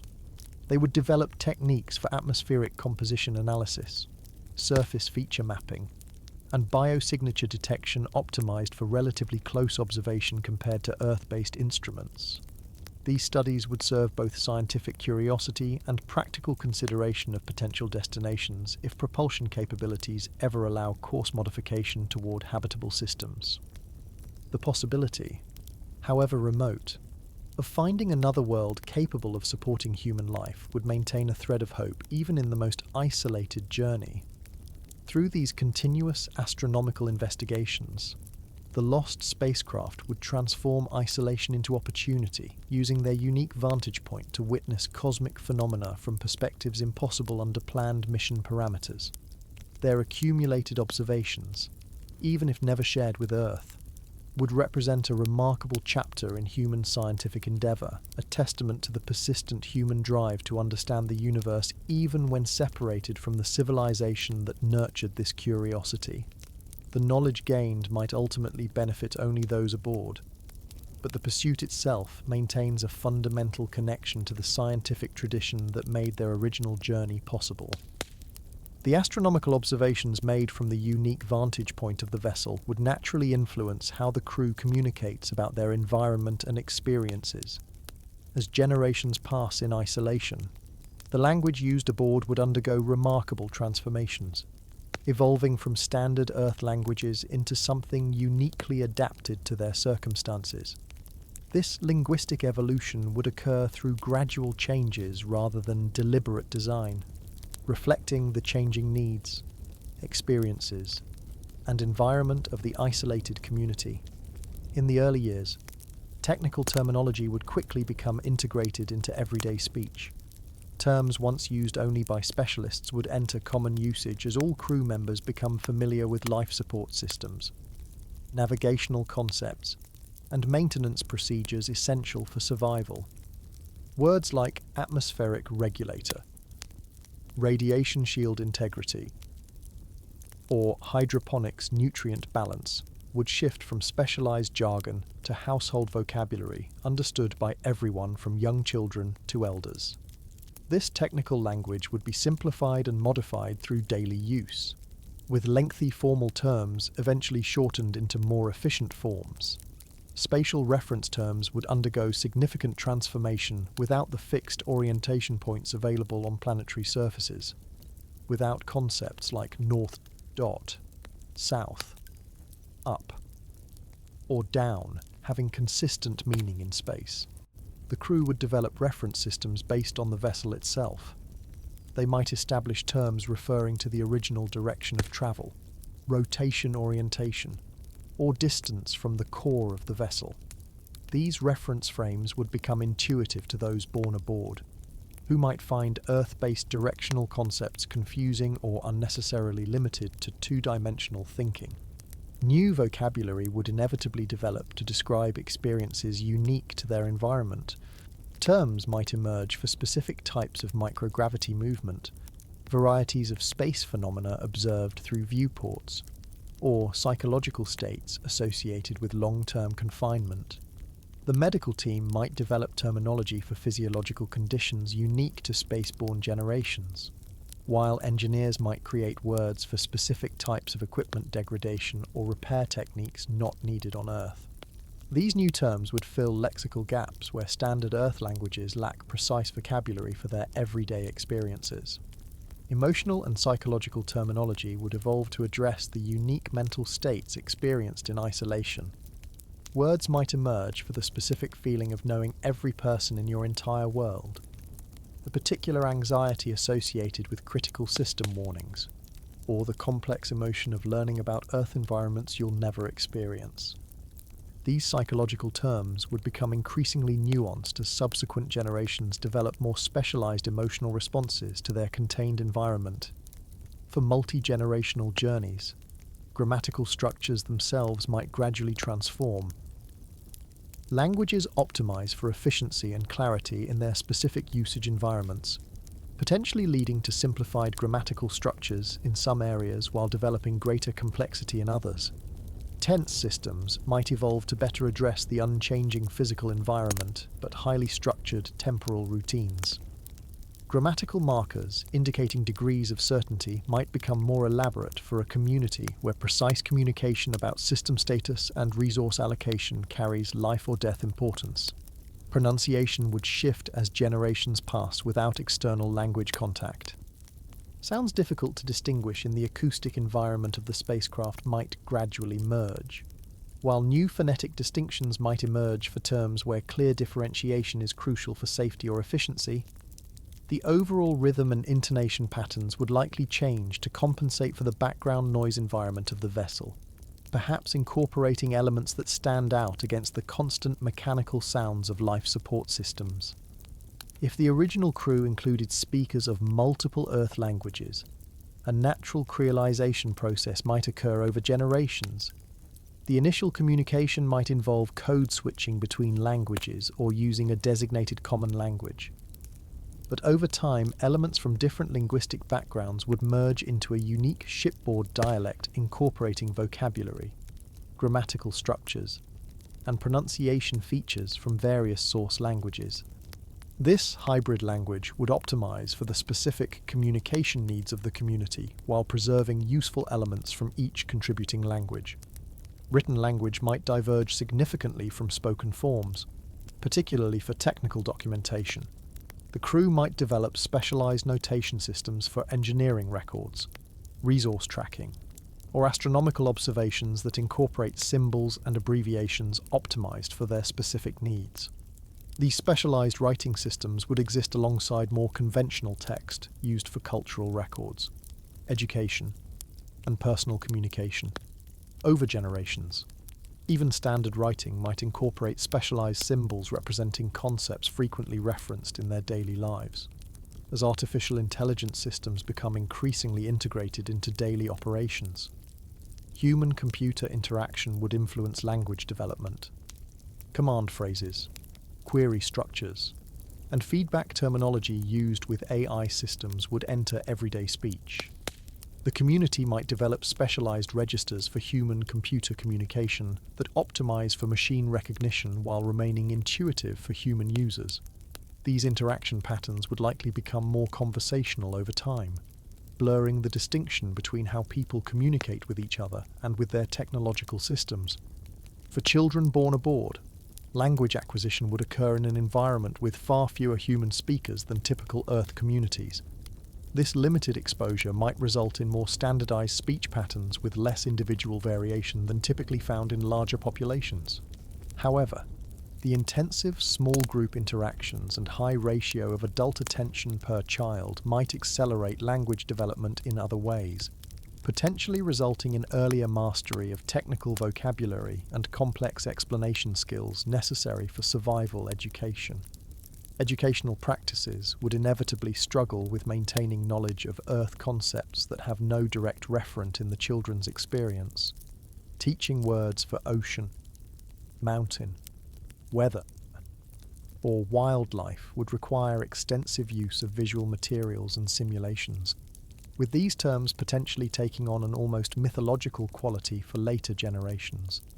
Some Earth-based idioms and metaphors might persist through deliberate cultural preservation efforts, while others would naturally fade from usage when they reference experiences outside the community's lived reality. Over sufficient time, the linguistic divergence would become so significant that the shipboard language would become unintelligible to Earth speakers of the original languages. This new language, developed in isolation and adapted to the most unusual environment humans have ever inhabited, would represent one of the most fascinating aspects of their cultural evolution, a completely new branch of human linguistic development shaped by the unique pressures and experiences of deep space isolation. The linguistic evolution aboard the vessel would necessarily influence and be influenced by the development of governance and justice systems adapted to their unique circumstances. Traditional Earth-based models of government, whether democratic, hierarchical, or otherwise, would require significant modification to function in an environment where resources are critically limited. Population size is small, and physical escape from the community is impossible. The governance structures that emerge would balance practical survival requirements with human needs for fairness, autonomy, and conflict resolution. In the initial crisis period after becoming lost, the original command structure would likely remain intact, with the mission commander and departmental leaders maintaining their authority based on their specialized knowledge and pre-mission training.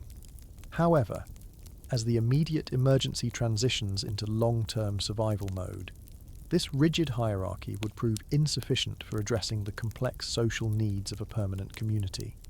The crew would likely implement a more consultative approach, perhaps beginning with regular community meetings where major decisions are discussed collectively before final determinations by leadership. As months become years, a more formalized hybrid governance system would likely emerge. The community might establish a council structure combining technical expertise representation with democratically selected members. This council might handle different types of decisions with different processes. Technical matters related to life support or navigation might defer to relevant specialists, while resource allocation or social policy decisions might require broader consensus. This balanced approach would recognize both the necessity of expertise in critical systems and the importance of community buy-in for sustainable governance. Decision-making processes would evolve to address the specific challenges of their environment, with no external authority to appeal to. The community would need robust methods for resolving deadlocks and managing disagreements. They might develop specialized mediation protocols for different types of conflicts, perhaps designating respected members as neutral facilitators. For particularly divisive issues, they might implement structured processes involving information gathering phases, impact assessment periods, and cooling off intervals before final decisions, recognizing that unresolved conflicts pose existential threats in their closed environment. Resource allocation would become a central governance challenge requiring specialized systems. The community might develop a hybrid approach combining baseline equal distribution of necessities with merit-based allocation of optional resources. They would likely establish transparent accounting systems tracking both individual contributions and consumption, with regular public reviews maintaining community awareness of resource status. These systems would balance efficiency with perceived fairness, recognizing that both actual resource management and community perception of equitable distribution are essential for stability. The justice system would face unique constraints unlike any Earth-based legal framework. Traditional punishments like incarceration are impractical in an environment where every individual's labor is needed and physical space is severely limited. Instead, the community might develop restorative approaches focused on repairing harm, rehabilitating offenders, and preserving social cohesion. Minor infractions might be addressed through community service requirements, temporarily reduced resource allocations, or mandatory mediation sessions.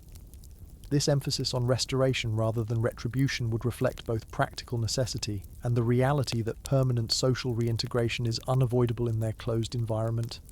For serious offences that would warrant severe punishment on Earth, the community would face difficult ethical questions with no easy answers. Physical isolation or restraint would tax precious resources while removing potentially necessary skills from the community labour pool.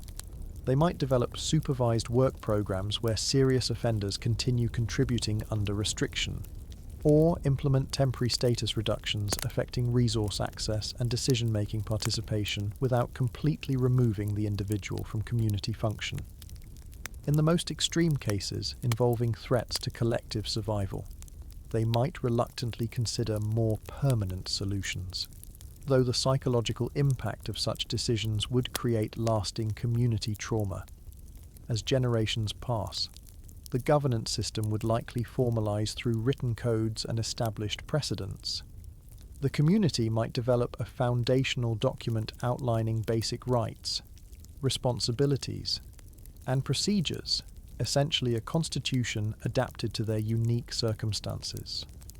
This document would likely undergo periodic scheduled reviews, allowing each generation to affirm or modify the governance structure according to evolving needs while maintaining essential continuity. These review processes might become significant community events marking generational transitions and reaffirming collective values. Leadership selection would evolve beyond the original mission hierarchy to incorporate elements appropriate for a permanent community. They might implement a combination of qualification requirements and democratic selection, ensuring leaders possess both necessary technical knowledge and community trust. Leadership terms might be explicitly limited to prevent entrenchment while still allowing sufficient time for effective administration. The community might develop formal apprenticeship systems where potential future leaders work alongside current ones, ensuring smooth transitions and knowledge transfer between administrations. Educational systems would necessarily include governance training as a core component. Unlike Earth societies where most citizens can remain relatively disengaged from governance processes, the limited population of the vessel would require nearly universal participation in community management at various levels. Children would receive age-appropriate instruction in decision-making, conflict resolution, resource management, and community responsibility. This education would combine theoretical understanding with practical application through youth councils or apprentice positions in community administration. For multi-generational journeys, the governance system would face the challenge of balancing established wisdom with adaptation to changing circumstances. They might develop traditions distinguishing between foundational principles considered relatively permanent and procedural elements open to regular modification. The community would likely preserve records of significant decisions, conflicts, and resolutions, creating a case history approach to governance that guides future leaders without rigidly constraining their ability to address new challenges. Through these carefully developed governance and justice systems, the isolated community would maintain the social cohesion essential for survival while adapting political structures to their unique environment. Their approaches would necessarily differ from Earth-based models, reflecting both the extreme constraints of their situation and the opportunities for intentional design in a small, closed community. The resulting governance systems might ultimately represent one of humanity's most interesting social experiments, an opportunity to observe how human political organization evolves when stripped of historical accidents and shaped instead by the immediate requirements of survival in the most isolated environment humans have ever inhabited. The carefully developed governance structures aboard the lost vessel would necessarily include protocols for one of the most remote yet profound possibilities facing the crew: contact with non-human intelligence. While the mathematical probability of encountering another technological civilization in the vastness of space is extraordinarily small, the potential significance of such contact would demand serious preparation. Over generations, the crew would develop increasingly sophisticated approaches to this possibility, balancing scientific curiosity with necessary caution appropriate to their vulnerable situation. The initial contact protocols would likely adapt guidelines developed by Earth-based space agencies, typically focusing on detection, verification, and cautious response. However, as years pass in isolation, the crew would recognize that their unique circumstances require specialized approaches. Unlike Earth-based plans assuming the backing of planetary resources and collective human expertise, the isolated vessel would need self-contained protocols appropriate for their limited capabilities and heightened vulnerability. The science and communication teams would establish continuous monitoring systems, scanning for artificial signals across multiple electromagnetic wavelengths. They would develop increasingly sophisticated detection algorithms distinguishing potentially artificial patterns from natural cosmic radio sources or internal system interference. These passive monitoring systems would operate with minimal resource requirements, constantly analysing background data collected by instruments primarily used for other scientific and navigational purposes. If anomalous signals were detected, the verification phase would activate more resource-intensive investigation. The crew would implement a tiered response beginning with increased monitoring across additional frequencies, reorientation of available sensors toward the signal source, and detailed analysis comparing the patterns against both known natural phenomena and theoretical artificial signal characteristics. They would establish clear evidentiary standards for determining whether an anomaly merits classification as a potential intelligent signal rather than an unusual but natural phenomenon. The question of whether to respond to verified contact would create complex decision-making challenges unlike anything faced by Earth-based protocols. The isolated crew, representing a tiny fragment of humanity with no capacity for reinforcement or rescue, faces unique vulnerability that would necessarily influence their approach. They might establish a multi-stage decision process requiring both scientific assessment of the potential civilization's likely technological capabilities and full community deliberation about the risks and potential benefits of revealing their presence. For signals clearly originating from vastly more advanced civilizations, the crew might implement observation-only protocols. Recognizing that civilizations capable of detecting their small vessel at interstellar distances would possess technological capabilities far beyond their own. Alternatively, for signals suggesting civilizations at similar or lesser development stages, they might carefully consider limited communication attempts while maintaining navigational security by transmitting from positions the vessel has already passed rather than revealing their current location or trajectory. The content of any potential response would require careful consideration beyond Earth-based first contact protocols. Rather than presenting themselves as representatives of Earth civilization, the crew might develop messaging emphasizing their isolated status, perhaps explicitly communicating their lost condition and limited resources to avoid misrepresentation of Earth's technological capabilities or intentions. They might prioritize mathematical and scientific information that establishes basic shared understanding while carefully limiting information about human biology, psychology, or specific vulnerabilities that could be exploited by potentially hostile intelligence. Communication technologies would necessarily adapt to their limited resources, rather than powerful omnidirectional broadcasts that consume precious energy. They might develop focused, beam-based transmission methods that maximize signal strength in specific directions while minimizing overall power requirements. They might implement store and forward communication systems capable of transmitting complex information packages in compressed bursts that require only brief activation of energy-intensive systems. The crew would likely develop specialized linguistic approaches for potential cross-species communication. They might create mathematical communication frameworks based on universal physical constants and simple arithmetic relationships that could theoretically be recognized by any technological civilization. Visual communication systems using basic geometric principles might supplement mathematical exchanges, potentially conveying more complex concepts through universal spatial relationships rather than culturally specific symbols. Physical contact scenarios, while extraordinarily improbable, would nonetheless require careful preparation. The crew might establish detailed quarantine protocols to protect against biological contamination, recognition systems to identify technological probes versus biological entities, and staged contact procedures beginning with remote communication before any direct interaction.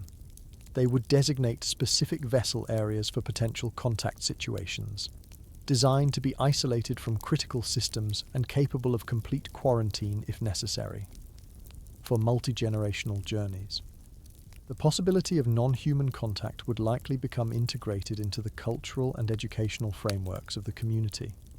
Children might participate in regular contact simulations as educational exercises, developing both the technical skills and psychological resilience needed for potential encounters. These training scenarios would serve multiple functions, preparing the community for an unlikely but significant event while providing engaging problem-solving challenges that maintain technical skills and scientific curiosity across generations. The psychological dimension of potential contact would receive careful attention. The medical and psychological team would develop preparation strategies addressing the profound impact of discovering humanity is not alone in the universe. They might implement regular discussion sessions speculating about potential forms of non-human intelligence, deliberately normalizing the concept to reduce shock if contact occurs. They would establish specific counseling protocols for activation if contact appears imminent, designed to maintain community cohesion and psychological stability during a potentially destabilizing event. As decades pass without contact, this preparation might transform from practical protocol into something resembling cultural mythology, stories and procedures maintained through generations despite no direct experience. However, unlike purely religious or cultural traditions, these protocols would maintain their practical core through regular simulation and technical training. Each generation would review and potentially modify the contact procedures based on their evolved understanding of exobiology, communication technology, and risk assessment, creating living protocols that adapt to their changing capabilities and knowledge. Through these carefully developed approaches to the remote possibility of non-human contact, the Lost Crew would demonstrate remarkable foresight and adaptability, preparing for an extremely unlikely event that would nonetheless represent perhaps the most significant moment in human history. Their isolated perspective, free from Earth's political complexities but constrained by extreme vulnerability, would create contact protocols unlike any developed by conventional space agencies, balancing scientific opportunity against existential risk in ways that reflect their unique circumstances between worlds.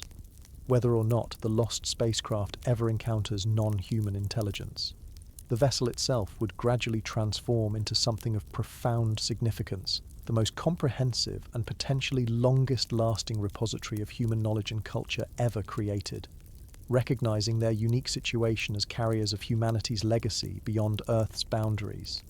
The crew would inevitably develop increasingly sophisticated approaches to preserving human civilization's achievements, essentially transforming their vessel into a cosmic time capsule that might outlast Earth itself. This preservation effort would begin pragmatically, focused on maintaining technical knowledge essential for survival. The crew would establish multiple redundant archives of engineering specifications, scientific principles, medical knowledge, and other practical information necessary for maintaining the vessel's functions across generations. These archives would combine digital storage, physical documentation, and educational transmission, creating overlapping systems that protect critical knowledge from being lost through equipment failure, accident, or generational knowledge gaps. As the journey extends beyond immediate survival concerns, the preservation efforts would expand to encompass broader human knowledge. The crew would carefully inventory the complete information resources available aboard: scientific databases, literary works, historical records, cultural documentation, and develop comprehensive archiving systems to maintain this knowledge in accessible forms despite inevitable technology evolution. They might implement regular data migration protocols, transferring information to new storage systems before old ones fail, while maintaining backwards compatible access methods that allow retrieval regardless of technological changes. The question of what to prioritize for preservation would create complex decisions reflecting both practical necessities and cultural values. Technical knowledge directly supporting survival would receive highest priority, followed by scientific understanding that provides context for their situation in the universe. Broader cultural preservation would likely emphasize representative works from major Earth cultures, core historical narratives, artistic achievements considered most significant, and documentation of human diversity. These priorities would evolve over generations, with each era potentially re-evaluating what aspects of human heritage most merit limited preservation resources. Beyond preserving existing knowledge, the crew would document their own unique experience, creating records of their adaptation to deep space isolation. They would establish comprehensive recording systems tracking biological adaptations, psychological developments, social evolution, technological innovations, and cultural transformations occurring aboard. These records would constitute a fascinating longitudinal study of human adaptation to extreme circumstances, potentially providing insights impossible to obtain through any Earth-based research program, regardless of whether the information ever returns to human civilization. For multi-generational journeys, the vessel would accumulate layers of its own history alongside Earth knowledge. The crew might designate specific spaces as historical preservation areas, maintaining early adaptations and innovations that demonstrate their developmental trajectory. They might establish museum-like collections of tools, artifacts, and documentation illustrating how their technology and culture evolved over decades or centuries of isolation. These collections would serve both educational functions for new generations and psychological connection to their unique heritage distinct from Earth traditions.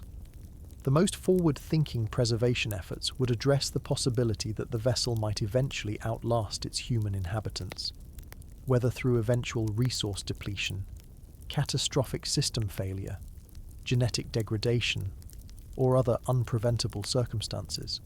The crew would recognize that their physical survival might have finite limits even if the vessel itself remains intact. This recognition would drive development of automated preservation systems designed to maintain human legacy beyond potential extinction of the crew itself. These automated legacy systems might include hardened data vaults containing compressed human knowledge designed to withstand centuries without maintenance, self-sustaining power systems that continue operating through automated repair mechanisms, and radiation-resistant information storage utilizing multiple redundant technologies. The crew might implement dormant communication systems programmed to periodically activate and transmit compressed data packets toward likely locations of human civilization, continuing humanity's outreach even after the crew themselves can no longer maintain active communication efforts. For the most comprehensive preservation, the crew might develop what could be called resurrection archives, complete documentation of human genetic information, detailed cultural and historical records, and technological knowledge sufficient for potential reconstruction of human civilization by either evolved non-human intelligence or distant future human descendants who might discover the vessel. These archives would represent the most ambitious time capsule ever created, designed to preserve not just information about humanity, but potentially the fundamental building blocks for humanity's reconstruction. The psychological impact of creating these legacy systems would be profound. What begins as practical information preservation would gradually acquire deeper significance, transforming the crew's understanding of their mission from tragic accident to unique opportunity. They would recognize that their isolated vessel, precisely because of its separation from Earth, might preserve aspects of human civilization that could be lost through planetary disasters, cultural transformations, or technological failures affecting Earth itself. This understanding would provide meaningful purpose beyond immediate survival, positioning their journey as potentially humanity's most significant long-term outreach beyond Earth. The vessel itself would be physically modified to enhance its preservation capabilities and potential discoverability. The engineering team might gradually restructure external components to create distinctive patterns unlikely to occur naturally, increasing the probability of recognition as an artificial structure by potential future observers. They might implement passive beacons requiring minimal power that could continue operating for centuries, broadcasting simple signals identifying the vessel as a repository of information rather than a natural space object. These modifications would balance current functional requirements against long-term legacy preservation. The most poignant aspect of this preservation effort would be the crew's recognition that their most significant contribution to human history might come long after their own lives' end. Unlike Earth-based achievements typically recognized during their creators' lifetimes, the Lost Crew's legacy work represents perhaps the ultimate expression of human foresight, creating systems designed to outlast their creators by centuries or millennia. This work requires a perspective extending far beyond individual lifespans or even generational thinking, representing one of the most profound examples of human future-oriented planning ever undertaken. Through these comprehensive preservation efforts, what begins as tragedy, a vessel lost in the immensity of space, transforms into something approaching cosmic significance. The lost spacecraft, carrying its cargo of human knowledge, creativity, and biological heritage through the interstellar void, might ultimately become humanity's most enduring artifact. In the vastness of cosmic timeframes, Earth itself will eventually become uninhabitable as our sun evolves. But this wandering vessel, precisely because it is separated from planetary constraints, could potentially preserve human achievement long after Earth civilization transforms beyond recognition or reaches its natural conclusion. The final legacy of the Lost Crew might not be their own survival, but their role as custodians of humanity's memory among the stars, preserving our knowledge, our creativity, and our unique perspective as a species that once looked up at the night sky and dared to venture beyond its home world into the cosmic ocean.